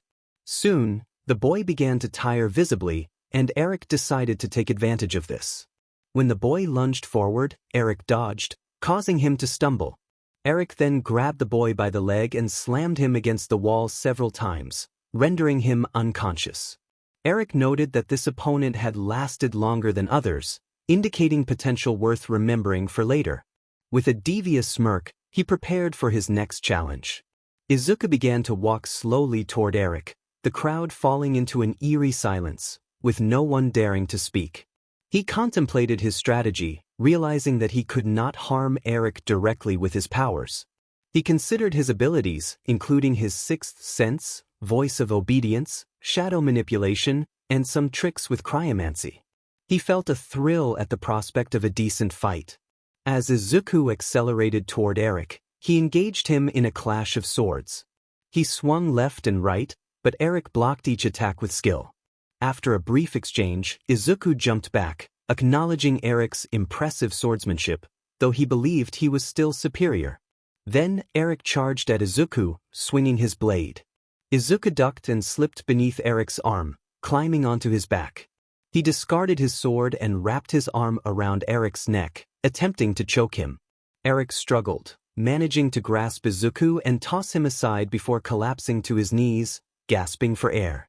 Seizing the opportunity, Izuku formed an ice sword with his cryomancy and swiftly approached Eric, holding the blade to his neck. He asked if Eric yielded, and Eric slowly turned his gaze toward him, refusing to concede. In response, Eric moved his blade toward Izuku's stomach, but Izuku caught the blade and began alternating between hellflame and cryomancy until the sword shattered into pieces. Izuku repeated his question about yielding, and this time, Eric nodded in defeat. The announcer's voice boomed through the arena, declaring that Eric Roswell had been defeated, a result that surprised everyone present. He reminded the audience that anyone who defeated the champion was entitled to one wish. Izuku contemplated his wish, not feeling a strong longing for anything but not wanting to waste the opportunity. He looked at Eric, whose head hung low, and made his decision. He wished to see the man beneath the helmet. The announcer confirmed the wish, and Eric stood up, removing his helmet to reveal an elder man in his 50s, with long, blonde-gray hair, a medium-length beard, and a scar across his left eye. Izuku stood in awe, having expected a cliché young warrior but pleased to see a normal man instead. Eric asked if this was not what Izuku had expected, to which Izuku replied that he looked much better than anticipated. Eric then replaced his helmet and suggested that Izuku should be on his way. Izuku nodded and began to walk away, joined by the rest of the audience as they left the arena. In a frozen realm, Izuku slowly opened his eyes and took in his surroundings, realizing that everything around him had transformed into ice. He recalled that this must have happened when his powers went awry. Concerned for Sabrina, he quickly got up and focused on finding her. After a deep sigh of relief, he confirmed that she was safe, prompting him to venture deeper into the cave. After 10 minutes of searching, he finally found her sleeping on the ground. He noted how far she had run and surmised that she must have grown tired in the cold environment. Sitting beside her, he admired her peaceful expression as she slept. He gently rubbed her cheek, contemplating how different his life might have been if he had met her sooner. He felt grateful to have her by his side, even if it was only now. Lying down next to her, he wrapped his arm around her and expressed his gratitude silently, kissing her forehead before drifting back to sleep. The following day, after several hours of rest, Izuku awoke in the cave. He wondered how long he had been asleep while noticing Sabrina still peacefully slumbering beside him, holding onto his arm. He chuckled internally at the thought of them being together in such a way. As he contemplated their next steps, he began to strategize their journey ahead. He realized that since he had defeated Zelroth, the seventh lord, only one remained, Ikert, the lord of the undead. The distance to Ikert's castle was normally about 4 weeks, but with Sabrina accompanying him, he estimated it would take an additional 3 or 4 days. He acknowledged that the extra time might be beneficial, as he needed to gain better control over his powers. After dealing with Ikert, only Hades would be left to confront. Izuku reminded himself to extract useful information from Ikert before taking any drastic actions, as the Lord was his last lead to Hades. He gently rubbed Sabrina's hand, reflecting on how he had concealed his darker side from her to avoid frightening her. However, since she had encouraged him to be himself, he felt a sense of freedom to embrace his more intense nature. He entertained the idea of involving her in a twisted form of fun, imagining the two of them torturing Ikert together. A soft yawn interrupted his thoughts, and he turned to see Sabrina slowly waking up. He greeted her warmly, and she returned the sentiment, inquiring about his well-being. He reassured her that he was fine and asked if she was ready to continue their journey. With a determined nod, she stood up, and they spent a few moments walking out of the cave, greeted by the relentless blizzard outside. A week later, Izuku and Sabrina arrived in the city of Kaon, situated on the border between Zelrotha's and Ikert's domains. The city was vast, built within an enormous crater with multiple levels descending toward the bottom, where a massive coliseum stood at its center. Izuku marveled at the sight, while Sabrina reminisced about her past visits with her father to watch battles there. She mentioned that the coliseum served as entertainment for the people, though she recalled her father once being a champion before becoming a Dark Lord. Izuku recognized the potential of finding powerful allies within the Colosseum, realizing that he would need replacements for the Dark Lords he had defeated. He smiled at the thought of fighting there himself, and Sabrina, already aware of his intentions, encouraged him to go. As they approached the Colosseum, Sabrina encountered 3 older boys who attempted to engage her. Despite her disgust at their advances, an idea sparked in her mind. She decided that she wouldn't let Izuku have all the fun, and with a smirk, she invited the boys to follow her, ready to turn the situation to her advantage. 10 minutes later, Sabrina led 3 men into a dark alley. One of them, feeling confident, moved closer to her, expressing his eagerness to begin their encounter. As his hands approached her, a sudden slash echoed through the air, and his hands fell to the ground. He screamed in agony while his 2 friends looked on in horror, attempting to flee.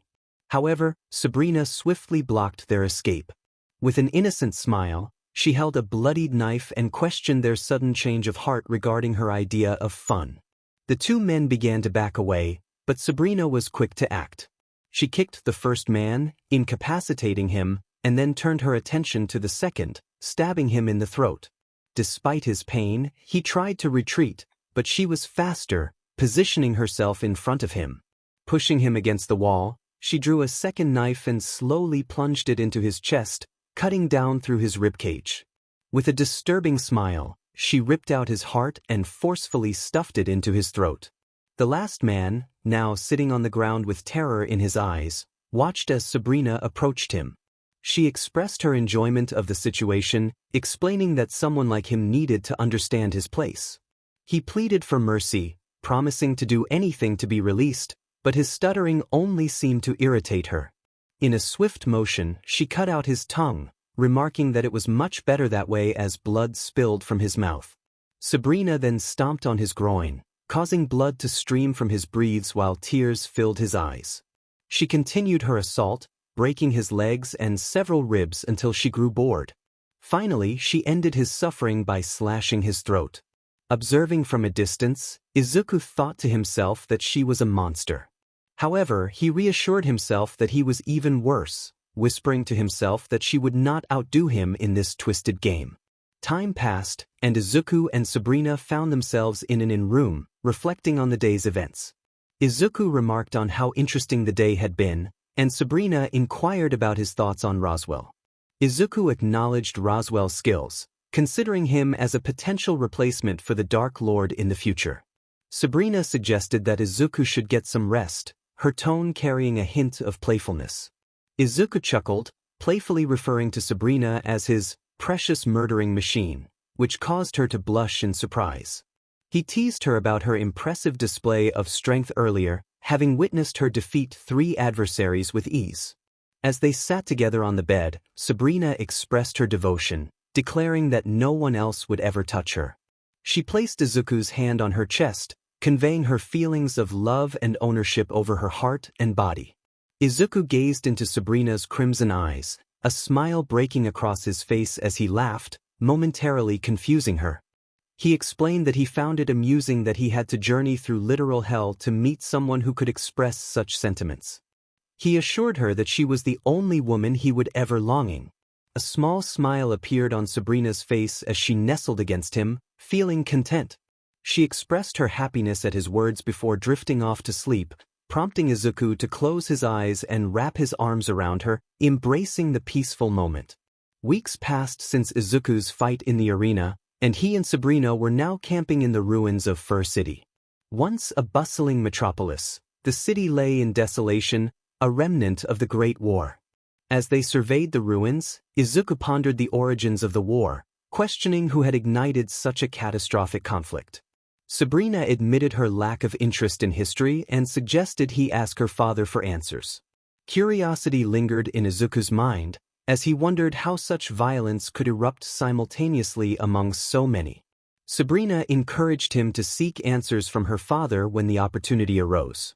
Izuku acknowledged that there was little point in dwelling on the past and focused on the present, noting their proximity to their goal.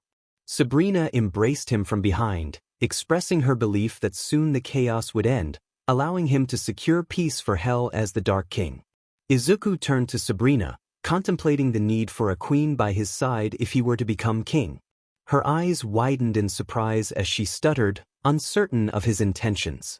Izuku confirmed his longing to marry her, prompting tears of joy to stream down Sabrina's cheeks. Overwhelmed with happiness, she leaped into his arms, wrapping herself around his neck and pulling him into a passionate kiss, unintentionally causing them both to tumble to the ground. After a brief moment, they separated, with Sabrina sitting on Izuku's lap, feeling embarrassed for her enthusiastic display. Izuku reassured her that she had nothing to apologize for, reflecting on how he hoped he had defused any potential danger in their situation. Sabrina nestled against him, relishing the warmth and safety of their closeness. She expressed a wish that they could remain like this forever, a thought that made her blush when she realized she had spoken aloud. Izuku responded with hope that they might achieve that peace once their challenges were resolved. He found her reaction adorable, laughing softly as he noticed her drifting off to sleep. With a gentle smile, he kissed her forehead, grateful for her presence in his life, which had restored his sense of humanity. The next day, Izuku and Sabrina approached Ikurt's castle, a foreboding structure that loomed ahead. Izuku summoned his armor, feeling the familiar weight settle around him. He turned to Sabrina, who took a deep breath, ready to face whatever lay ahead. Together, they entered the castle, navigating through the ruined hallways. Izuku focused on his surroundings, incinerating every enemy he sensed until a powerful presence caught his attention. Trusting his instincts, he followed this sixth sense until they reached a large, heavily damaged room, reminiscent of a coliseum. The roof was missing, and the walls were mostly crumbled, but a striking statue of an angel holding a decapitated head stood defiantly in the center. Izuku remained vigilant, sensing a powerful presence at the other end of the hall. He called out, demanding the figure to reveal itself. Slowly, a man emerged from behind the statue. He had long, white hair, pale skin, and completely white eyes, wielding a giant scythe in his left hand. The man acknowledged Izuku's abilities, revealing that they had underestimated him. Izuku inquired about Hades's whereabouts, his tone sharp and demanding. The man, Ikurt, responded with a smirk, confident that Izuku's strength would not change the outcome of their confrontation. With a swift motion, Ikurt tapped the ground with his scythe, summoning hundreds of small, purple seals that quickly vanished, allowing a horde of undead creatures to rise from the earth. Impressed yet unimpressed, Izuku noted the ability to create and command the undead but questioned the numbers. Ikurt smugly acknowledged that he had shared information with Lucifer, but Izuku remained unfazed, challenging Ikurt's confidence. As the undead charged, Izuku sighed in annoyance and lightly stamped his foot, instantly freezing the creatures into ice pillars that shattered one by one. Ikurt, irritated, summoned another 1,000 undead soldiers, but Izuku effortlessly shattered them again. This cycle continued, with the numbers escalating from 1,000 to 15,000, yet Izuku's resolve remained unbroken. Just as Ikurt prepared to summon another wave, Izuku closed the distance in an instant, delivering a powerful punch that sent Ikurt crashing through the statue. Izuku approached the fallen figure, blood trickling from Ikurt's mouth. He declared that it should be clear to Ikurt that he stood no chance of victory and urged him to surrender. Ikurt laughed, dismissing Izuku as nothing more than a clown in armor, revealing that he feared only one man, Hades. Izuku pressed for Hades's location, but Ikurt defiantly refused. In a moment of frustration, Izuku drew his knife and stabbed Ikurt's shoulder, twisting it to elicit a scream of pain. Suddenly, a voice echoed through the ruins, commanding the situation to cease. Izuku's smirk vanished, replaced by a look of shock. He recognized the voice all too well and felt an unsettling presence that he could not sense. The figure revealed himself, an older man with long, messy black hair and piercing black eyes with red eyelids, sitting casually on a fallen stone pillar. Sabrina, confused and anxious, watched as Izuku approached the man. He demanded an explanation, threatening to shatter the man's skull if he did not comply. The man merely smirked, acknowledging that Izuku had figured him out. The revelation struck Izuku hard. The man was Hades, or as he preferred to be called, Satan. Hades laughed, recognizing Izuku's perceptiveness and suggesting that the name Satan would be more convenient for their conversation. Izuku tightened his grip on his sword, ready for hostility, but Hades urged him to relax, claiming he had come to talk and was willing to answer questions. Izuku reluctantly loosened his grip, demanding to know how Hades was still alive. Hades chuckled, preparing to share a long story. He recounted the Great War from 500 years ago, detailing his battle with the god Hator. Their clash lasted for days, neither willing to yield. Ultimately, Hades emerged victorious but at a terrible cost. Absorbing Atora's powers tore his body apart, leading to his death, as the existence of a demon with divine powers defied the world's rules. Instead of descending into the abyss, he encountered Cronus, the supreme god and creator, who had other plans for him.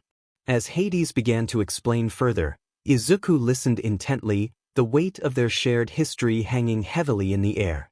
It turned out that the human race was not the only one granted a second chance at life. Demons, like the narrator, also had the opportunity for rebirth. However, Cronus disapproved of the idea of sending the narrator back to continue the war that had so deeply scarred his perfectly crafted world. As a result, Cronus stripped the narrator of most of their power. In a moment of vulnerability, the narrator found themselves weak, so feeble that even a lesser demon could overpower them. Cronus then sent the narrator to the Obsidian Plains, a treacherous realm teeming with the most dangerous monsters hell had to offer. Survival was a struggle, but everything changed when the narrator defeated their first monster, a creature named Murat. Although Murat was not particularly powerful, the encounter allowed the narrator to tap into a fraction of their inferno energy, enabling them to begin reclaiming their lost powers. Before long, for years had passed since the narrator's death, and Lucifer had ascended to the throne. The narrator decided it would be easier to let Lucifer handle the chaos while they focused on regaining their strength. This decision led to a pivotal moment nearly 2 years later when the narrator finally regained their former power and even surpassed it. Everything began to fall into place, and they felt ready to finish what had been started centuries ago.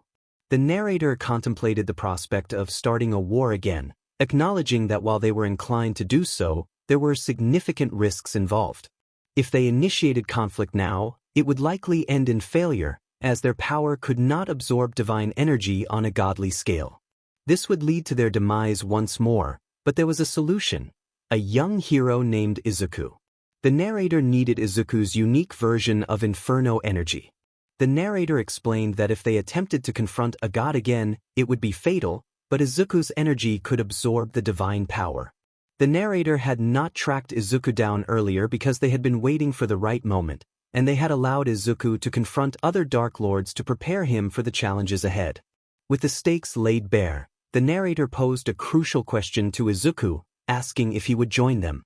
Izuku pondered the implications of such an alliance while a companion named Sabrina watched with concern. The narrator clarified that joining them would not involve anything drastically different from what Izuku had already done. They would simply need to eliminate a few divine towers to draw out the current god, Mithras, and then take control of the netherworld.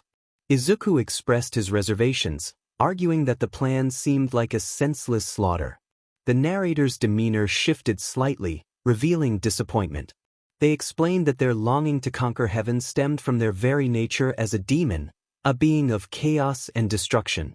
The narrator had always been driven by an insatiable need for violence and hatred, and only through chaos could they find peace.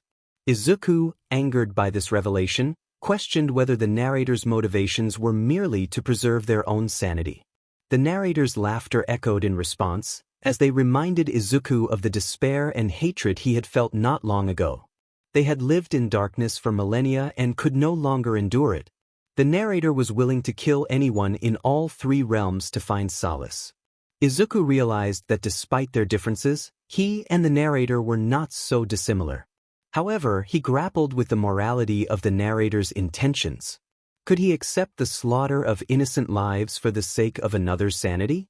After much contemplation, Izuku reached a conclusion. He could not condone such actions. While he had faced many who had wronged him, he could not forsake an entire race because of that. He would not stand for the destruction of countless lives. The narrator's past feelings of hatred, anguish, and despair were etched into Izuku's soul, but he understood that this did not justify committing genocide. He resolved to stand against the narrator's destructive path, determined to uphold the value of life even in the face of overwhelming darkness. Izuku understood that suffering did not grant anyone the right to unleash their pain on the world.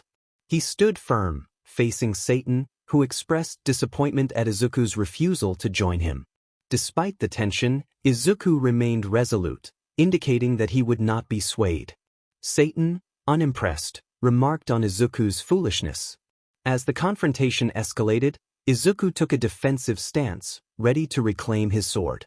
However, in an unexpected turn, his armor vanished, and his grip on the blade weakened as it slipped from his hands and reappeared in Satan's possession. Izuku acknowledged that the sword seemed to long for its original owner.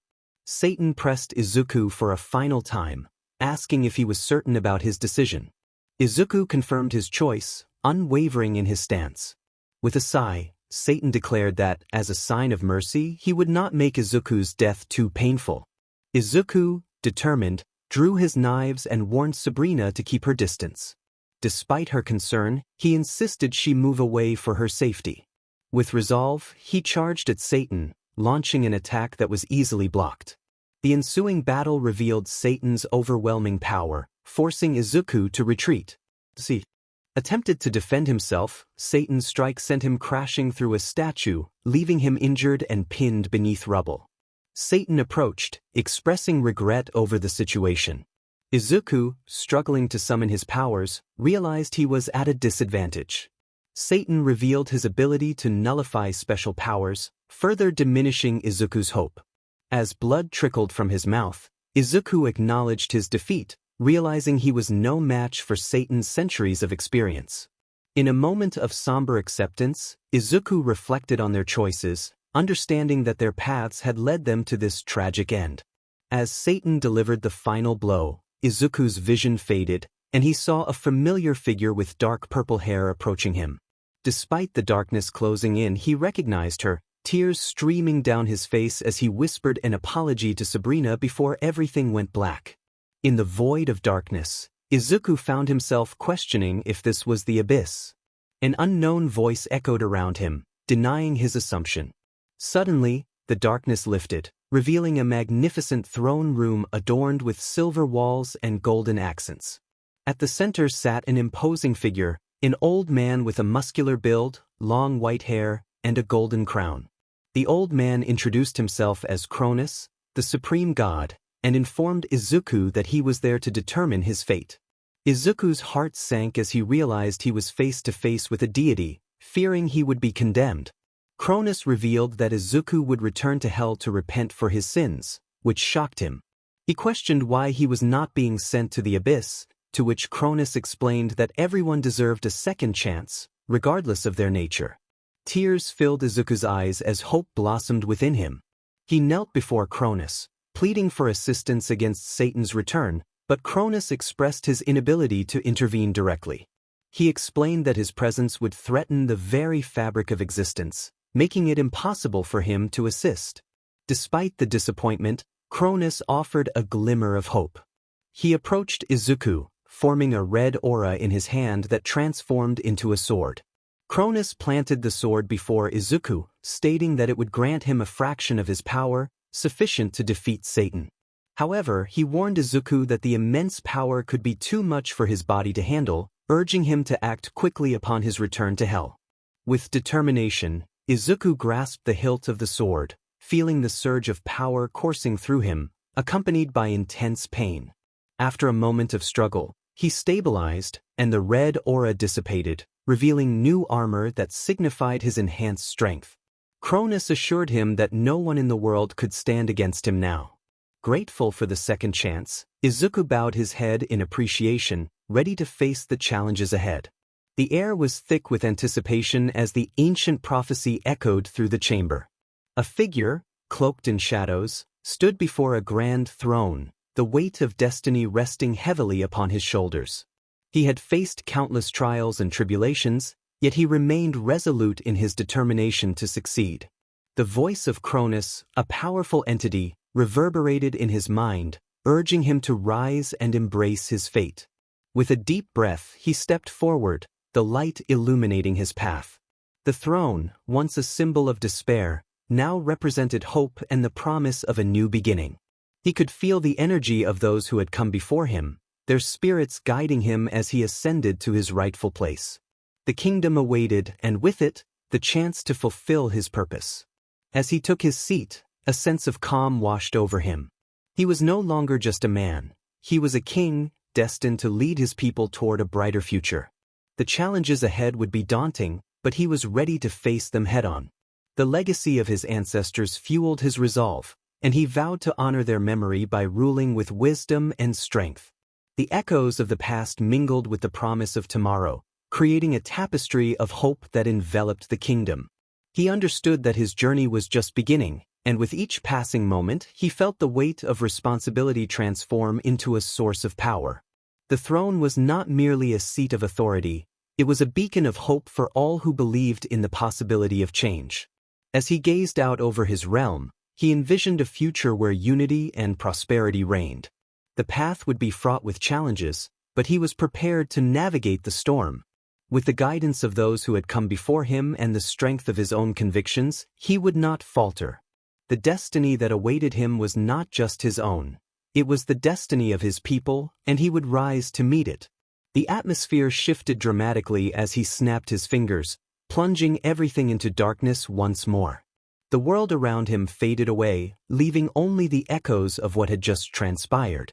In this void, he felt a mix of anticipation and uncertainty, aware that the next moment could change everything. As he stood in the darkness, memories flooded his mind. He recalled the events that had led him to this point, the choices he had made, and the consequences that followed. Each decision weighed heavily on him, shaping his path and the relationships he had forged along the way. In the depths of this blackness, he began to reflect on his companions. Their faces appeared before him, each one representing a different chapter of his journey. He remembered their laughter, their struggles, and the bonds that had formed through shared experiences. Despite the challenges they faced, there was a sense of unity that had emerged, a strength that came from standing together against adversity. As the darkness enveloped him, he felt a flicker of hope. He understood that even in the bleakest moments, there was a possibility for light to break through. With determination, he resolved to find a way out of this void, to reconnect with his friends and face whatever lay ahead. The journey would not be easy, but he was ready to embrace the challenges. With each heartbeat, he felt the pull of destiny guiding him forward, urging him to take the next step. The darkness may have been overwhelming, but it would not define him.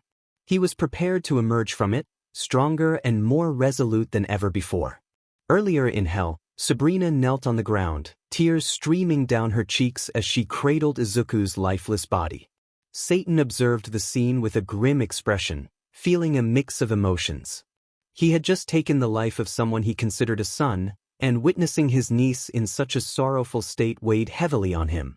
Suddenly, a black ball of light emerged from Izuku's body and flew into Satan's chest, while the rest of Izuku's form disintegrated into dust. A devious smirk crossed Satan's face as he felt the surge of Izuku's power. In an instant, a yellow circle appeared across the room, and both Satan and Sabrina's eyes widened in recognition of the figure that emerged. Izuku stood before them, his green, curly hair framing his face, his eyes a bloody red, and clad in dark armor. Sabrina, overwhelmed by a mix of joy and confusion, whispered his name. While she was taken aback by his return, Satan had anticipated it, knowing that Izuku had only died once. However, the sight of Izuku's new armor raised concerns for him. The moment Izuku spotted Satan, he instinctively drew his sword and charged. This time, it was Satan who struggled to block Izuku's ferocious strikes. The two engaged in a fierce exchange of blows until Izuku delivered a final, decisive strike. Satan attempted to defend himself, but Izuku's sword shattered Satan's blade and cut through to his flesh, severing his left arm. Without hesitation, Izuku slashed again, completely bisecting Satan. As life faded from Satan's eyes, his corpse crumpled to the ground. Izuku's new sword and armor vanished as he felt the power of Cronus leaving him. He fell to his knees, breathing heavily, and gazed at Satan's lifeless body, which began to glow. A blue sphere of light emerged and entered Izuku's chest. A smirk formed on his face as he realized he was whole once more. Sabrina approached him, her voice filled with disbelief as she sought confirmation of his identity. Izuku smiled in response, and she rushed to him, enveloping him in a tight embrace. She expressed her relief, tears streaming down her face as she urged him never to frighten her like that again. Izuku returned the embrace, gently stroking her hair to soothe her. Suddenly, a wave of overwhelming pain surged through Izuku, far surpassing anything he had experienced before. He began to scream, and Sabrina, panicking, tried to calm him, but her efforts were in vain. Izuku lost consciousness once more. When Izuku opened his eyes again, he found himself in a dark void, a familiar and unsettling place. He felt something holding him back, preventing him from moving forward. Bright red flames ignited around him, swirling in a mesmerizing dance. Despite their intensity, the flames brought him a sense of calm. A voice, familiar and haunting, echoed in the void, commenting on the beauty of the flames. The flames swelled, forming a wall that obscured Izuku's view. In an instant, the flames dissipated, revealing a straight path lined with trees. The trees resembled cherry blossoms, but they were crafted from red and pink flames. The path itself was paved with a blend of light and dark gray stones. At the end of the path stood Satan, dressed in a black coat. Izuku felt an urge to pursue him, but he found himself unable to move or speak. Satan regarded him with a sincere smile, devoid of anger or malice. Satan began to share a piece of his past, reflecting on his childhood dreams and the escape they provided from the hatred he was born into. He spoke of his longing to bring those dreams to life and the quest for power that followed. He explained that he had hoped Izuku would understand the reasoning behind his actions, acknowledging that he would never be forgiven, which he accepted as fair. He expressed his unwavering belief in Izuku even during their battles. Despite the pain he had caused, Satan had always wanted to see Izuku grow and succeed. He revealed that he had always loved him, referring to him as the son he never had. He expressed pride in the man Izuku had become and offered one last piece of wisdom before their time together ended. As Satan's body began to glow and fade, he urged Izuku to confront his past if he wished to be free. He also reminded him to embrace Sabrina upon waking, hinting that he had been asleep for much longer than a few hours. With a final laugh, Satan vanished, leaving Izuku alone with his thoughts and emotions. Izuku slowly opened his eyes, the world around him initially appearing blurry. As his vision adjusted, he realized he was in a well-furnished bedroom, but his immediate concern was the slight pressure on his leg. Looking down, he saw Sabrina, peacefully sleeping and resting against him. With a gentle chuckle, Izuku carefully shifted her off his leg. He then glanced at himself and noticed he was nearly naked. Spotting some clothes on the table beside his bed, he decided to put them on. To his relief, they fit perfectly. Crouching down beside Sabrina, he lightly shook her a few times. A soft yawn escaped her lips as she rubbed her eyes. When she recognized his voice, her eyes widened in surprise. Izuku confirmed that he was awake, and tears began to fall from Sabrina's eyes as she jumped onto him, hugging him tightly and inadvertently causing him to fall to the floor. She repeatedly expressed her joy at his return, her sobs echoing her relief. It took her a while to calm down, and she asked him to assure her that this was not a dream. Izuku reassured her that he was indeed awake. Sabrina then stood up and insisted they tell her parents about his awakening. Just then, the door swung open, revealing Lucifer and Ariana. Sabrina joyfully announced that Izuku was awake, and her parents smiled at her enthusiasm as they turned their attention to him. They expressed their relief at his return, and Izuku inquired about how long he had been unconscious. Lucifer casually informed him that it had been almost 2 months, leaving Izuku stunned. His confused expression elicited laughter from Sabrina and her parents. Acknowledging the situation, Izuku admitted he deserved their amusement. Lucifer, trying to suppress his laughter, suggested that since Izuku was dressed, it was time to present himself to the people as the new Dark King. Izuku, feeling a surge of determination, was ready to embrace the challenge. 3 weeks passed since Izuku had defeated Satan, and much had transpired during that time. He had to announce his ascension to the throne, a task made difficult by his youth. He understood that earning the trust of his people would take time, but he looked forward to the challenge, especially since he no longer had to worry about fighting. He also learned about the events that unfolded during his 2-month slumber. After he lost consciousness, Sabrina had stayed by his side for 2 days, growing increasingly worried when he did not wake up. She eventually sought help from a nearby village, explaining that they had been attacked by monsters and that Izuku was unresponsive. A villager offered them shelter, and Sabrina set off to contact her parents. She relayed the situation to Lucifer, and together they returned to Hell, bringing Izuku to Darius' castle, where they cared for him. Additionally, Izuku discovered that absorbing Satan's power had made him nearly invincible. However, he remained humble, recognizing that with such power came the need for extensive learning and training. Despite feeling that his progress was slow, he was excited about the potential of his newfound abilities. Lastly, he met with the current god, Mithras, to ensure that neither of them wanted another war. Thankfully, Mithras shared Izuku's longing for peace between realms, and they found common ground, allowing Izuku to focus on his responsibilities in Hell without the burden of heavenly conflicts. Izuku had also acquired a new sword, having broken the one he received from Satan. After a training session with Lucifer, he reflected on his progress.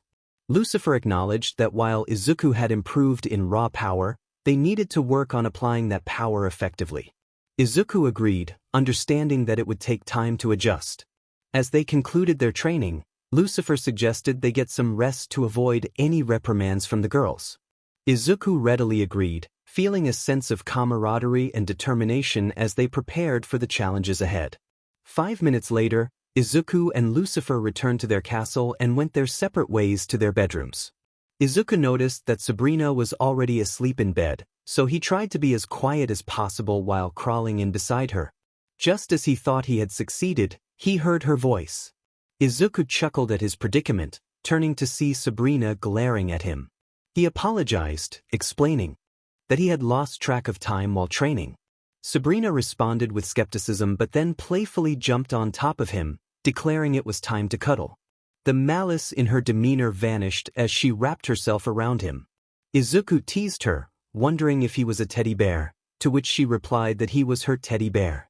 He gave her a quick kiss and wrapped his arms around her hips, acknowledging her exhaustion and suggesting they go to sleep.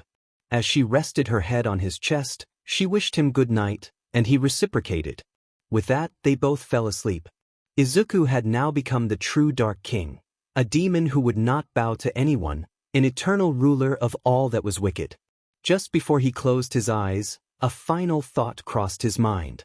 He felt he had finally overcome all dangers and was now in charge of Hell, with heaven no longer posing a threat. The only thing left for him to focus on was growing stronger. However, one haunting sentence lingered in his mind. No pretty words or gestures could erase the pain inside his chest. If he wanted to be free, he had to face his past. 4 years later, much had transpired since Izuku defeated Satan and took his place as the ruler of Hell. Among the significant events, he successfully recruited 3 new Dark Lords, including Eric Roswell.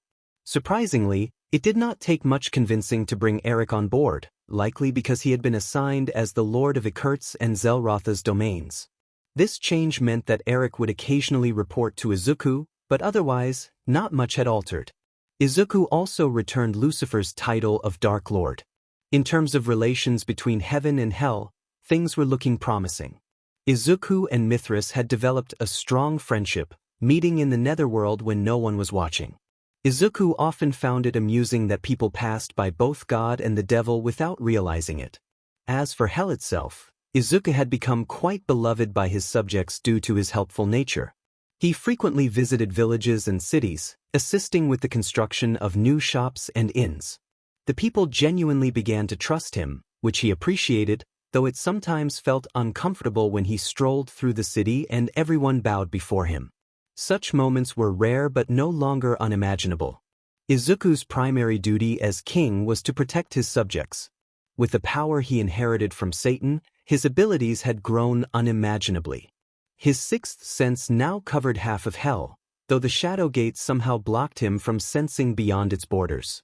This limitation did not concern him, as he could almost immediately detect the most significant threats and eliminate them before they caused any harm.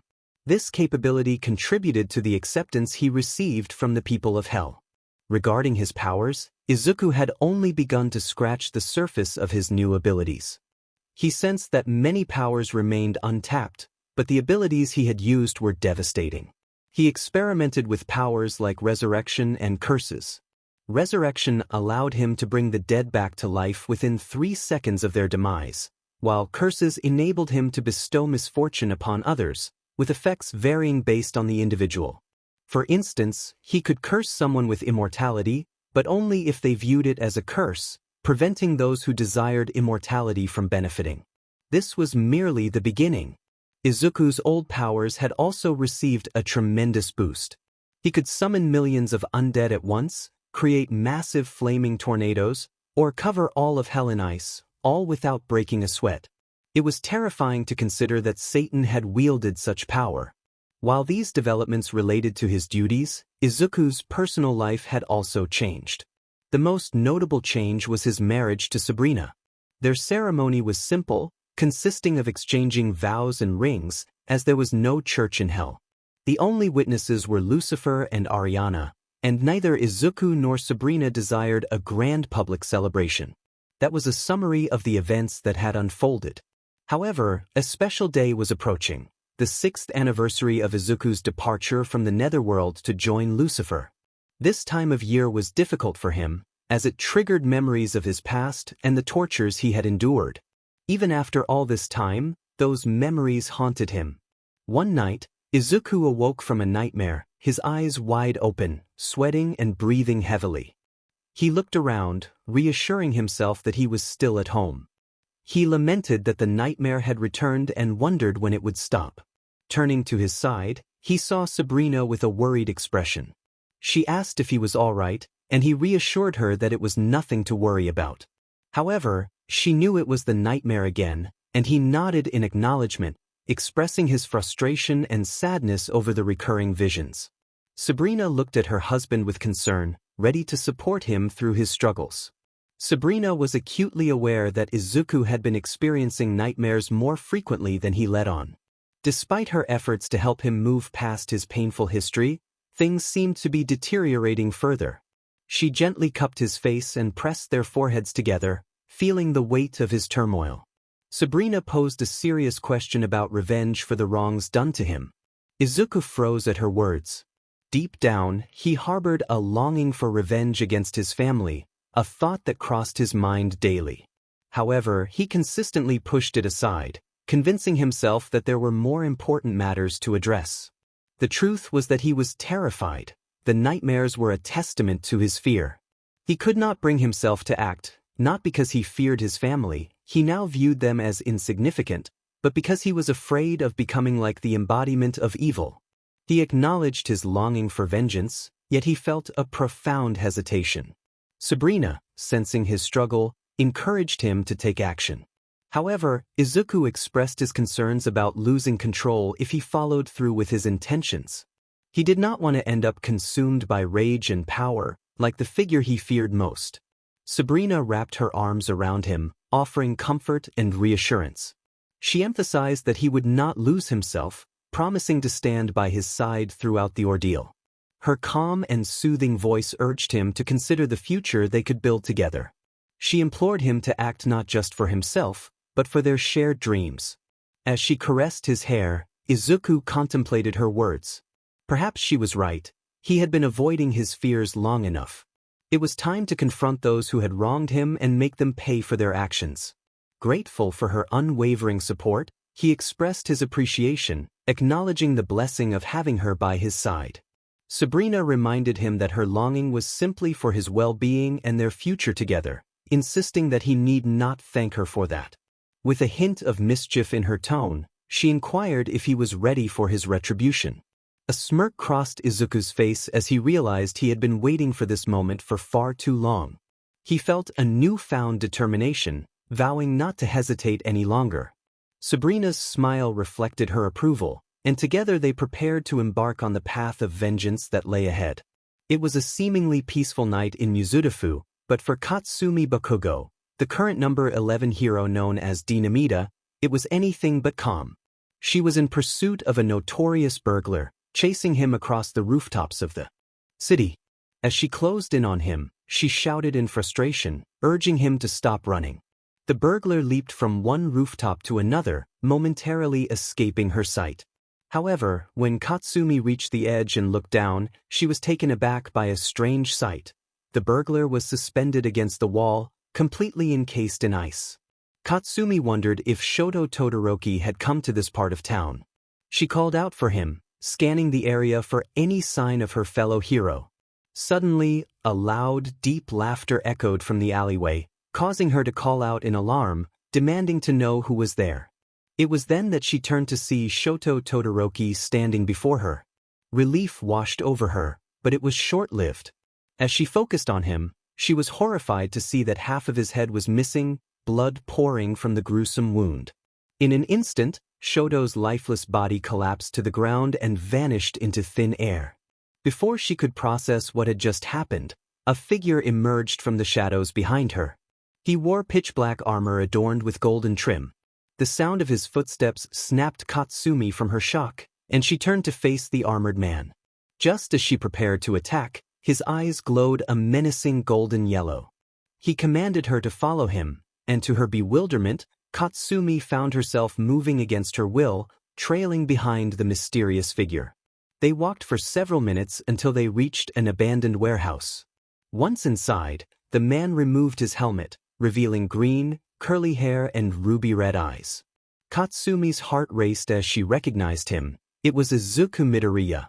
He snapped his fingers, and gray walls began to materialize around them, forming a barrier that isolated them from the outside world. Izuku expressed his disappointment that she hadn't reached out in the 6 years since they last saw each other. Katsumi, however, was filled with anger and demanded to know where he had been all this time and why he had effectively kidnapped her.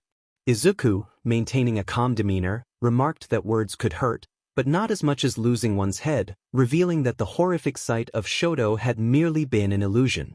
Katsumi realized the gravity of the situation and accused him of causing harm. Izuku laughed, feigning innocence as he further provoked her. Enraged, Katsumi attempted to unleash her explosive quirk, but it failed to activate. In a swift motion, Izuku drew his sword and severed both of her hands, causing her to scream in pain as blood flowed from her wounds. He silenced her by grabbing her chin and throwing her against the wall, likely breaking several bones in the process. With a maniacal grin, Izuku approached her, radiating an overwhelming aura of bloodlust that intensified her fear. He knelt before her, pulling her hair to force her to look at him, and expressed a twisted longing to continue their dance. He then released her hair, only to grab her face and began slamming her head against the wall with terrifying calmness. After what felt like an eternity of torment, he finally released her, declaring that it was time to finish things. He lifted her by the throat, slowly choking her as tears streamed down her bruised and bloodied cheeks. Despite her futile attempts to fight back, life gradually faded from her eyes, and her body fell limp. Izuku dropped her lifeless form to the ground, a satisfied smirk on his face. He remarked to himself that one was down with 4 more to go. As he undid his absolute domain, he prepared to leave, but not before glancing back at Katsumi's body, a new, sinister idea forming in his mind. He relished the thought that the real fun was just beginning. Meanwhile, in the dark of night, the former number 1 hero Toshinori Yagi, known as All Might, and his wife, the former number 17 heroine Inko Yagi, were watching a movie in their bedroom. Inko reflected on how quickly time had passed since their retirement, expressing her surprise at how almost a year had gone by. Toshinori responded with a hint of sadness, prompting Inko to inquire about what was troubling him. He sighed, revealing that it would soon be 6 years since they had last seen Izuku. Inko looked down, filled with shame as she acknowledged the painful truth of their absence. Toshinori lamented his decision to support Izumi in her plan to make Izuku give up, admitting that it had been a grave mistake. He wished he had believed in Izuku more and pondered if things might have been different had he passed on One for All to him instead of Izumi. Inko wiped away a tear, acknowledging that they would never know what could have been. Despite the weight of their regrets, they both understood that the past was unchangeable, leaving them to grapple with their grief and the consequences of their choices. Toshinori Yagi felt a sense of dread wash over him, convinced that he was destined for a terrible fate. The atmosphere in the room shifted abruptly as an ominous laughter echoed around them. A voice, sinister and mocking, offered to arrange that fate for him. As the couple stood in their bedroom, the space around them began to distort. Their furniture vanished and the walls trembled. Inko, bewildered, questioned what was happening. The voice responded, revealing a simple answer to their confusion. When they turned to face the source, their eyes widened in disbelief at the sight of their son, Izuku. Izuku's presence stirred conflicting emotions within him. Though he feigned happiness, he was seething with rage, fueled by the memories of his parents' neglect. It was particularly infuriating to realize that Izumi had played a part in their justification for his suffering. This betrayal would linger in his mind long after this night. Inko's heart swelled with joy at the sight of her son, and she rushed to embrace him. However, Izuku evaded her affection, swiftly appearing behind her and grabbing her hair, causing her to scream before he hurled her toward Toshinori. Inko, stunned by her son's actions, could hardly comprehend the situation. Izuku's voice dripped with venom as he confronted them, expressing his disdain for their expectations. Toshinori attempted to apologize, but Izuku cut him off, revealing that he had not come for reconciliation. Instead, he had returned seeking revenge. As Izuku's eyes glowed with an ominous red hue, he declared his intentions. The atmosphere grew tense, and Toshinori and Inko exchanged worried glances. Izuku's demeanor shifted, and he advanced toward them with a twisted smile. In a swift motion he inflicted pain upon Toshinori, causing him to crash against the wall. Izuku then turned his attention to Inko, grabbing her throat and delivering a series of brutal punches to her stomach. Inko gasped for breath, blood escaping her lips as she struggled to comprehend the horror unfolding before her. Izuku relished the chaos, but he was aware that he had limited time. He drew a blade and stabbed Toshinori's leg, ensuring that his father would feel every moment of his torment. He then dragged Inko by her hair, forcing her to witness the suffering of her husband. With a sadistic grin, Izuku commanded Inko to obey him, and she found herself unable to resist. He manipulated her, creating icicles that pierced Toshinori's body, lifting him off the ground. The sight of his defenseless father filled Izuku with a twisted sense of satisfaction. As flames engulfed Toshinori's lower half, his screams echoed through the room, a testament to his agony. Izuku extinguished the flames, leaving his father in a state of despair. He then commanded Inko to consume Toshinori's flesh, forcing her to partake in the gruesome act. Inko, overwhelmed by the horror of her actions, began to devour her husband, piece by piece, while Izuku watched with delight. The scene was grotesque, with Toshinori's body becoming unrecognizable as Inko succumbed to the madness. Once she realized the extent of her actions, Inko was consumed by guilt and horror. She vomited, the reality of what she had done crashing down upon her. Izuku, indifferent to her suffering, taunted her with questions about loss and worthlessness. As Inko knelt in despair, Toshinori, barely clinging to life, attempted to speak. But before he could utter a word, Izuku swiftly ended his suffering, severing his head from his body. Floating above the carnage, Izuku confronted Inko, demanding to know how it felt to lose something precious. He lifted her chin, forcing her to meet his gaze, and in a moment of cruelty he ripped one of her ribs from her body, eliciting a scream of pain that echoed through the now silent room. The atmosphere was tense as Izuku observed the chaos around him. He had just dealt a devastating blow to Inko, leaving her defenseless and broken against the wall. With a chilling determination, he prepared to end her suffering swiftly, knowing he had other matters to attend to. As he focused his energy, he began to freeze her blood, rendering her immobile. The temperature around her dropped drastically, and he stepped back, satisfied with his work. Inko's body contorted grotesquely as the ice expanded within her, transforming her into a horrific spectacle. The sight was gruesome, resembling a twisted decoration rather than a human being. Izuku reveled in his dark triumph, chuckling at the macabre scene he had created.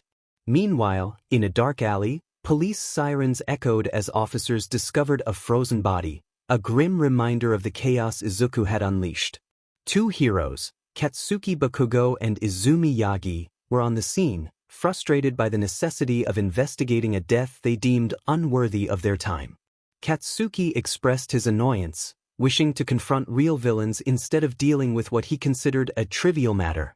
Izumi reminded him that they had to address the situation, especially since his sister had neglected her responsibilities.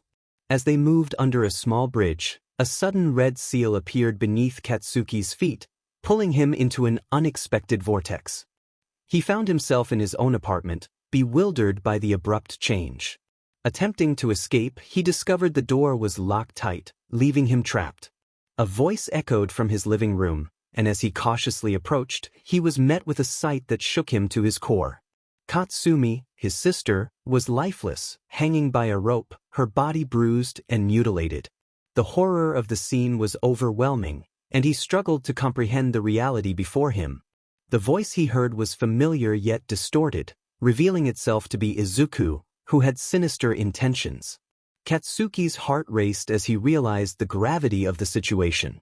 Izuku was holding his mother, Mitsuki, by the throat, and the tension escalated.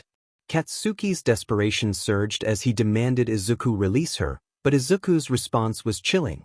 He tossed Mitsuki to the ground, revealing his intent to make Katsuki witness her demise. Mitsuki gasped for air, and Izuku taunted Katsuki, relishing in the chaos he had created. The confrontation escalated as Izuku revealed his true nature, mocking Katsuki's pain and vowing to ensure he would suffer for his past actions. In a brutal display, Izuku ripped Mitsuki's heart from her chest, incinerating her in a flash of flames. Katsuki was left in shock, his spirit crushed by the loss of his mother. Filled with rage, Katsuki vowed to avenge her death and charged at Izuku, unleashing a powerful explosion. However, Izuku evaded the attack effortlessly, appearing behind him and delivering a punishing blow that sent Katsuki crashing into the wall. Despite his injuries, Katsuki fought back, but Izuku's speed and strength overwhelmed him. As Katsuki struggled to regain his footing, Izuku toyed with him, catching his fist and inflicting further pain. With a cruel grin, Izuku revealed a vial containing pollen from Aphenia, a substance he had once used for torment. The memories of past cruelty fueled his excitement as he prepared to unleash his torment once more, eager to make Katsuki experience the depths of despair he had orchestrated. Izuku had kept a vial for 6 years, waiting for the right moment to use it. Now he was eager to see its effects. He pinned Katsuki to the ground, standing over him with a twisted smile that concealed a deeper madness. Katsuki, for the first time in his life, felt a surge of true fear as he looked up at Izuku, who seemed to embody a demon. Izuku doubted that Katsuki would respond, so he made a small cut on his abdomen. He assured Katsuki that their confrontation would continue in hell, but first, he intended to pay a visit to Katsuki's wife, believing she missed him just as much as Katsuki did. As he opened the vial, he stepped off Katsuki's chest and onto his arm. Katsuki pleaded for mercy, but before he could finish his sentence, he screamed in agony as Izuku poured the contents of the vial into his wound. Katsuki thrashed violently, kicking and banging his head against the ground, blood streaming from his hands and forehead. Izuku observed the rapid reaction, noting that the vial's potency had indeed increased over time. He felt a sense of pity for Katsuki and decided to end his suffering. With a swift motion, he decapitated Katsuki, blood pouring from the severed neck and soaking the carpet beneath. Standing in the pool of Katsuki's blood, Izuku gazed at the headless corpse, contemplating his plans for the future. He had other ideas for breaking Katsuki, but those would have to wait until they were all together in hell. With a wicked smirk, he acknowledged that only one person remained. Meanwhile, Izuku Yagi, the number 6 heroine, raced through the streets of Mizudafu, searching for her husband, who had disappeared an hour earlier. Frustration filled her thoughts as she leaped over rooftops, calling out for him. Suddenly, she caught sight of Katsuki waving from another building, but as she approached, he jumped out of view. She spotted him again, leading her to a construction site. Upon reaching a platform, Izumi found a chilling message painted in blood, "I am here." A shiver ran down her spine. She called out for Katsuki, hoping this was just a cruel joke, but her heart sank as she ventured further onto the platform. she was met with a horrifying sight: heads of her family members, including Katsuki, impaled on spears, some battered and disfigured. Despite being a pro-hero for 3 years, Izumi was unprepared for such a gruesome scene. Overcome with disbelief and horror, she vomited at the sight. As tears filled her eyes, she noticed something engraved on each forehead: "I am behind you." Trembling, Izumi slowly turned around to find her brother Izuku standing there, a maniacal grin spreading across his face, his eyes glowing a sinister red. She recognized him, but fear gripped her as he pointed to the impaled heads, asking if she liked his homecoming gifts. Izumi began to back away, horrified by the implications of his actions. In her panic, she stumbled over her parents' heads, landing with Inko's head in her lap. Screaming, she pushed it away, crawling backward until she hit a wall created by Izuku's power. Izuku felt a sense of disappointment at how easily he had frightened his sister. He mused about her naivety, wondering if she had truly learned anything about the darkness of their world. As Izumi curled into a ball against the wall, muttering that it couldn't be real, Izuku found amusement in her breakdown. To further torment her, he picked up Toshinori's head, turning it into a grotesque puppet. He imitated Toshinori's voice, mocking her with a twisted version of a familiar phrase. Izumi's tears flowed freely as she begged him to stop, her voice trembling with fear. Izuku, cold and detached, reminded her of the time she had ignored his pleas in the past. He suggested they play a game, grabbing her hand and breaking her thumb with a swift motion, eliciting a scream from her. He laid out the rules: he would break all her fingers, and if she could endure without screaming, he would leave her alone. Fear was evident on Izumi's face as she looked at her brother, realizing the gravity of the situation. Izumi reluctantly agreed to continue the game, feeling a mix of anxiety and determination. As the game progressed, her brother, Izuku, began to inflict pain on her, breaking her fingers one by one until only her right thumb remained. He observed her face, which was contorted with pain and suffering, and feigned defeat, suggesting they reset their game. Without warning, he drew a blade and placed it against her throat. Izumi's protest was cut short as he swiftly ended her life. However, a bright emerald green light enveloped her body, and moments later, she was restored to her former self, the power of resurrection at work. As she opened her eyes, fear washed over her once more at the sight of her brother. Izuku explained that he had brought her back to reset their game, and as she looked at her healed hands, despair filled her. He then broke her thumb and pushed her against the wall, prompting a loud scream from her as she clutched her injured hand, tears streaming down her face. Izuku, with a sense of triumph, declared his victory while cracking his knuckles. Desperate, Izumi pleaded for another chance, begging on her knees. Izuku remained silent, grabbing her by the throat and mercilessly punching her face. As he continued to beat her, blood flowed freely, and her pleas for mercy became increasingly frantic.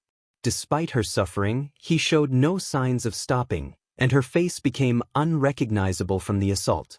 Finally, he released her and stepped back, allowing her to gasp for air while coughing up blood. He then revealed the head of their mother, Mitsuki, still dripping with blood, and expressed his enjoyment of their reunion. He kicked her head away, narrowly missing Izumi, and prepared to throw another head, this time that of Katsumi. With a forceful kick, he struck Izumi in the stomach, causing her to cough up even more blood. Izuku's longing to hit her head persisted, and he grabbed the last head, that of Katsuki. He mused that it was fitting for her husband to deliver the final blow. In that moment, Izumi's spirit broke, her will to live extinguished, and she accepted her fate. As the last tear fell from her bloodied face, her brother crushed her head with the decapitated head of Katsuki, leaving her lifeless. Izuku looked at his sister's headless body, a psychotic smile spreading across his face as he celebrated his victory. He reveled in his accomplishment, feeling triumphant. In the void of darkness, Izumi found herself engulfed in a strange emptiness. Panic set in as she questioned whether this was the afterlife. A stern yet calm voice echoed around her, declaring that she would face the consequences of her actions in hell. Desperation filled her as she pleaded for mercy. Suddenly, she felt warmth envelop her, and for the first time, she sensed her body. Voices began to call her name, and she weakly opened her eyes to see her family surrounding her, all trapped in a plain room with brick walls and bars. A metal collar restrained her, chaining her to the wall. Confused, she asked her parents where they were, but they had no answers. Laughter echoed through the room, chilling them to the bone. Izuku emerged from the shadows, grinning wickedly.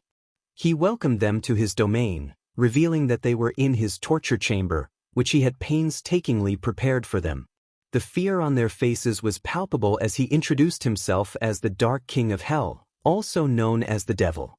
Shock and disbelief rippled through the group as they processed the revelation of Izuku's newfound powers and his rise to power in Hell. He explained that he had been trained by the previous Dark King, Lucifer, and had conquered Hell shortly after completing his training. The family struggled to comprehend the magnitude of his transformation and the reality of their situation. Izuku stood before Izumi, reminding her of his earlier words about the devil waiting for her in the afterlife, leaving her with a sense of dread about what was to come. He stood right in front of them, a tense atmosphere enveloping the room. Katsuki yelled, demanding that Izuku leave the woman alone, expressing disbelief at the situation. Izuku, with a look that conveyed his disdain, responded with a fierce intensity. He explained that mere death could never compensate for the years of suffering he had endured. He did not want to kill Katsuki. Instead, he desired to see him utterly broken, begging for mercy after experiencing the torment that Izuku's mind could conjure. This declaration sent shivers through everyone present. Inko, desperate and fearful, noticed a shadow moving behind the bars and called out for help, but silence was the only response. Izuku, unfazed, invited the figure to come forward. A striking young woman with dark purple hair and ruby-red eyes stepped into the cell, exuding an air of danger. Toshi attempted to reach for her, but she stepped on his hand with her heel, causing him to cry out in pain. The others felt a chill run down their spines at her presence. She coldly remarked that someone like him should know better than to touch her, and with a swift kick, she sent Toshi reeling before casually walking toward Izuku. Izuku complimented her on her actions, and she responded with a playful giggle, expressing her happiness at his approval. As she wrapped her arms around his neck and gave him a quick kiss, Izuku asked if she would like to introduce herself. She gladly obliged, addressing everyone with a cheerful smile. She introduced herself as Sabrina Midoriya, the Dark Queen of Hell and Izuku's wife, proudly displaying her wedding ring. The revelation left everyone genuinely terrified. If this woman was Izuku's wife, she was undoubtedly formidable. Sabrina then apologized for interrupting their grim entertainment, revealing that she had been watching the entire ordeal unfold. When one of them asked if she had really been observing, she confirmed it, explaining that she had been eager for Izuku to finally get his revenge. She mentioned that even God had been watching, bringing popcorn to enjoy the spectacle. Izuku playfully urged her to slow down, but Sabrina, filled with excitement, decided to leave them to their fun, promising to return soon. Izuku, feeling generous that day, announced that he would allow them some peace for now, but warned them that he would be back, ready to deliver more torment. He reminded them that ordinary demons lived for about 150 years, hinting at the long years of suffering that awaited them. With that, Izuku and Sabrina left the cell, leaving the captives to contemplate their grim fate. Among them, Izumi was consumed by regret, questioning her past actions. 16 years later, a peaceful morning dawned in Hell. Rivers of lava flowed, snow fell over the mountains, and people danced joyfully through the streets. It had been 22 years since their new king had ascended the throne, and the citizens had turned this day into a grand celebration filled with music, dance, and games. Izuku Midoriya awoke slowly, stretching as he took in the new day. He glanced at the bed, where Sabrina still slept, deciding to let her rest a little longer. After admiring himself in the mirror, he began to change, feeling a sense of being watched. Turning around, he found Sabrina looking at him with a playful expression. She teased him, inviting him to come closer, and he approached her, amused by her eagerness. Sabrina playfully pulled him into bed, wrapping herself around him and expressing her longing for more time together, as she felt neglected lately. Izuku, understanding her feelings, promised to make up for it. They shared a passionate kiss, lost in their own world, but their moment of intimacy was abruptly interrupted when their children burst into the room, calling for them to wake up. The elder twin, Yuji, with his short white hair and crimson-red eyes, and his younger brother, Shin, with messy black hair and emerald green eyes, were both 5 years old. Izuku and Sabrina quickly separated, realizing they had been caught. Lucifer, another presence in their lives, peeked into the room, teasing them about the interruption. The boys, confused, apologized for their timing, which only made Izuku and Sabrina laugh at their adorable innocence. As they got out of bed and approached their children, Izuku reassured them that they hadn't interrupted anything significant. Sabrina echoed his sentiment, and Lucifer added a light-hearted comment about the irony of their situation. Yuji then asked if they were going to the festival that day, prompting Izuku to recall the celebration that awaited them.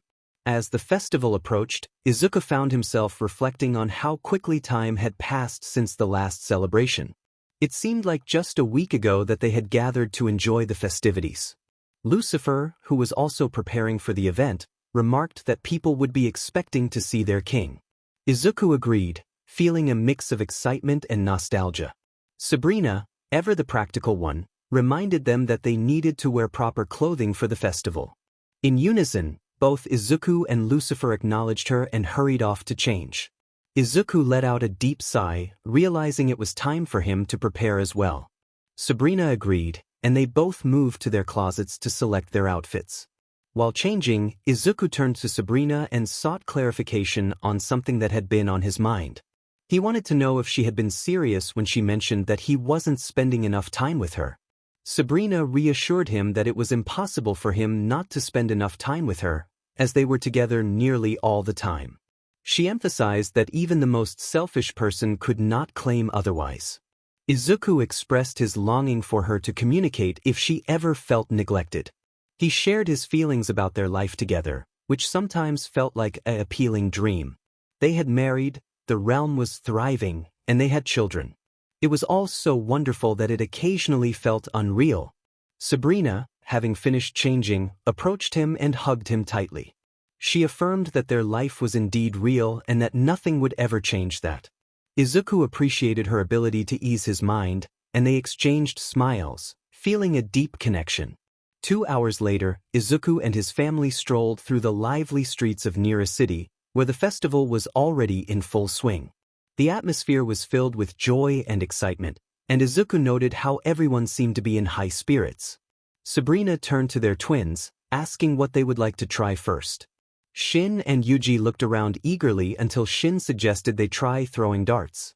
Yuji enthusiastically agreed, and Izuku led them to a small stand where darts were being played. As they approached, the keeper of the stand recognized Izuku and welcomed him warmly, ready to assist. The keeper explained the rules of the game, providing each child with 3 darts and explaining that the winner would be the one who scored the most points. Yuji was eager to go first, and with a determined spirit, he threw his darts. His first dart hit the 20-point mark, followed by a 30-point hit, and finally, he focused intently and scored 45 points with his last throw, totaling an impressive 95 points. The keeper praised Yuji for his performance, and Yuji proudly returned to his brother, encouraging Shin to take his turn. Shin approached the table, ready to show what he could do. He threw his first dart and scored 50 points, which surprised the keeper. Though his second dart only hit 18 points, he remained optimistic. With his final dart, he focused even more and managed to score 33 points, bringing his total to 101 points. The keeper was astonished by Shin's score, declaring him the winner and presenting him with a small copper bracelet as a reward. Shin returned to his family, beaming with pride as he showed off his prize. Sabrina praised him, and Izuku expressed his pride in both boys for their efforts. As the music began to play, signaling a dance event, Sabrina noted the change in atmosphere. Izuku extended his hand to her, inviting her to dance. With a giggle, she accepted, and together they made their way to the dance area, allowing Shin and Yuji to enjoy the festivities from the sidelines. The couple joined the crowd, dancing joyfully as the celebration continued around them. 15 minutes later, Izuku found himself in the teleportation room of Darius Castle, accompanied by Lucifer and Sabrina. He had asked Ariana to inform the others that he needed to settle personal matters with Lucifer in the netherworld but would return shortly. Lucifer inquired if Izuku was ready, to which Izuku took a deep breath and affirmed his readiness. With a nod from both Izuku and Sabrina, they vanished into a red seal beneath them. Upon their arrival, Izuku, Sabrina, and Lucifer stood on the green plains of the netherworld. Izuku then requested Lucifer to take them to Mizudafu, the place where Lucifer had initially found him. Lucifer, slightly confused at first, quickly agreed and began preparing for their teleportation. As they stood there, Izuku sensed a powerful presence nearby. While it might have been overwhelming for ordinary individuals, it was quite average by Izuku's standards. He chuckled, realizing that this presence was familiar to him. He called out, urging the individual to reveal themselves. Suddenly, a young man with short, curly hair and dark blue eyes appeared before them, dressed in a light blue tunic. He acknowledged his presence and explained that he had sensed the opening of the gates of hell and thought Izuku wanted to hang out again. However, upon noticing Izuku's companions, he hesitated. Mithras greeted Lucifer and Sabrina, acknowledging that it had been a while since they last met. Curiosity filled his voice as he asked why Izuku had come to the netherworld that night. Izuku bluntly stated that he was there for revenge, prompting Mithras to joke about Izuku's newfound courage. Sabrina felt a surge of anger at Mithras' unnecessary remark, especially since Izuku had confided in her about the internal struggle he faced in making this decision. Before she could respond, Izuku drew his sword and held it at Mithras' neck, retorting that it was nice to see Mithras' ego had grown as well, suggesting he might cut it off along with his head. Mithras smirked and challenged Izuku to do his worst. The tension hung in the air for a moment, but then both young men burst into laughter, revealing the camaraderie that lay beneath their banter. They were, in fact, very good friends, and their playful rivalry was simply part of their dynamic. Mithras, still chuckling, asked if he could join them. When Izuku questioned whether Mithras had anything better to do, he received an immediate negative response. With a resigned sigh, Izuku agreed to let him tag along, which delighted Mithras. With the matter settled, Izuku once again turned to Lucifer, requesting to be taken to Mizudafu. Lucifer confirmed he was already on it, and a seal appeared beneath them, ready to transport them once more. After a few minutes of dancing, the music gradually slowed down until it finally stopped, replaced by applause from the onlookers. People began to disperse, creating space for others, including Izuku and Sabrina, who moved to the sidelines to search for their children. Izuku smiled as he remarked that it had been a while since they had the chance to dance like that. Sabrina agreed but wondered where Yuji and Shin were. Izuku pointed in their direction, and Sabrina spotted the boys standing on the sidelines, engaged in conversation. Curiosity piqued, Sabrina noted that it was intriguing to see what they were discussing. Izuku, with a proud smile, suggested that if she took a few steps closer, she would understand. Confused but willing, Sabrina stepped sideways and immediately realized what was happening. Shin and Yuji were talking to two girls, previously obscured by the crowd.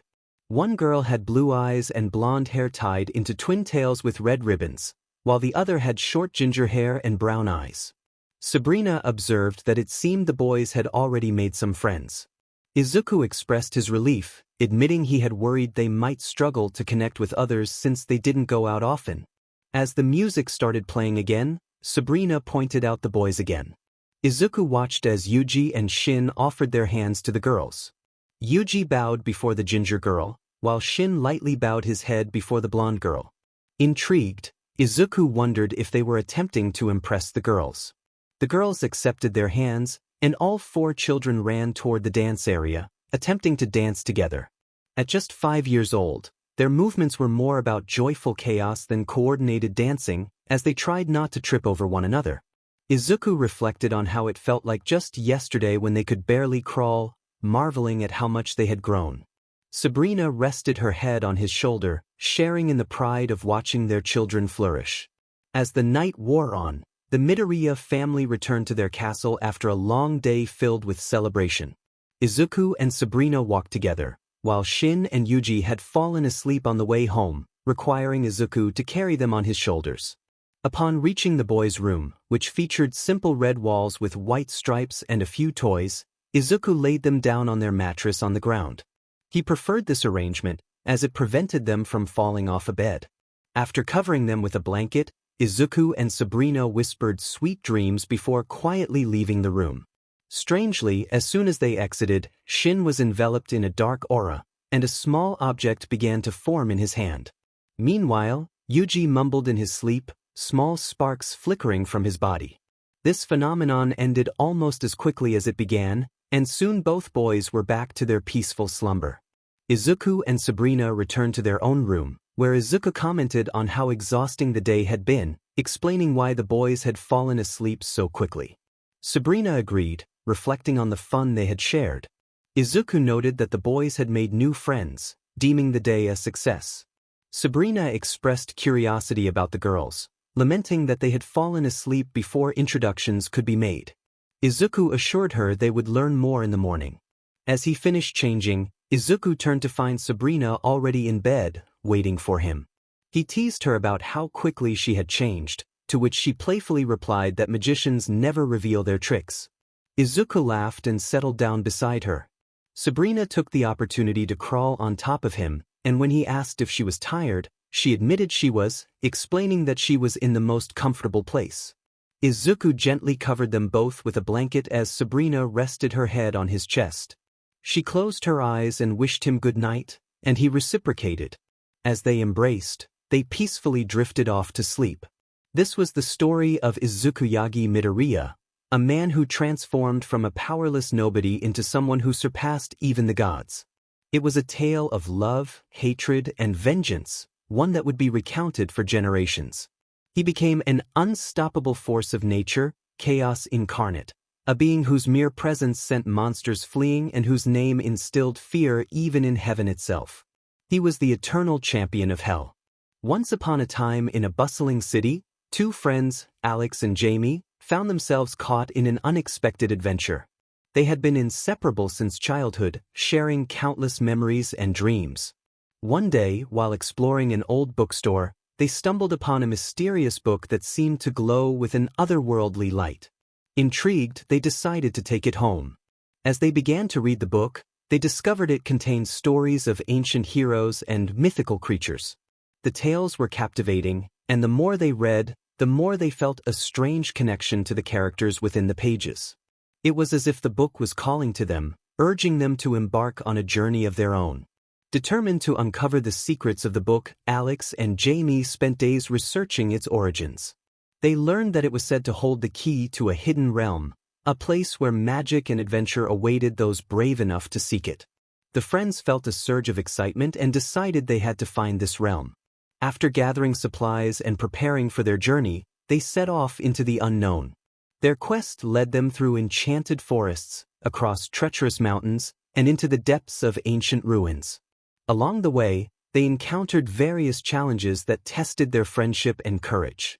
They faced mythical beasts, solved intricate puzzles, and navigated through illusions that threatened to lead them astray.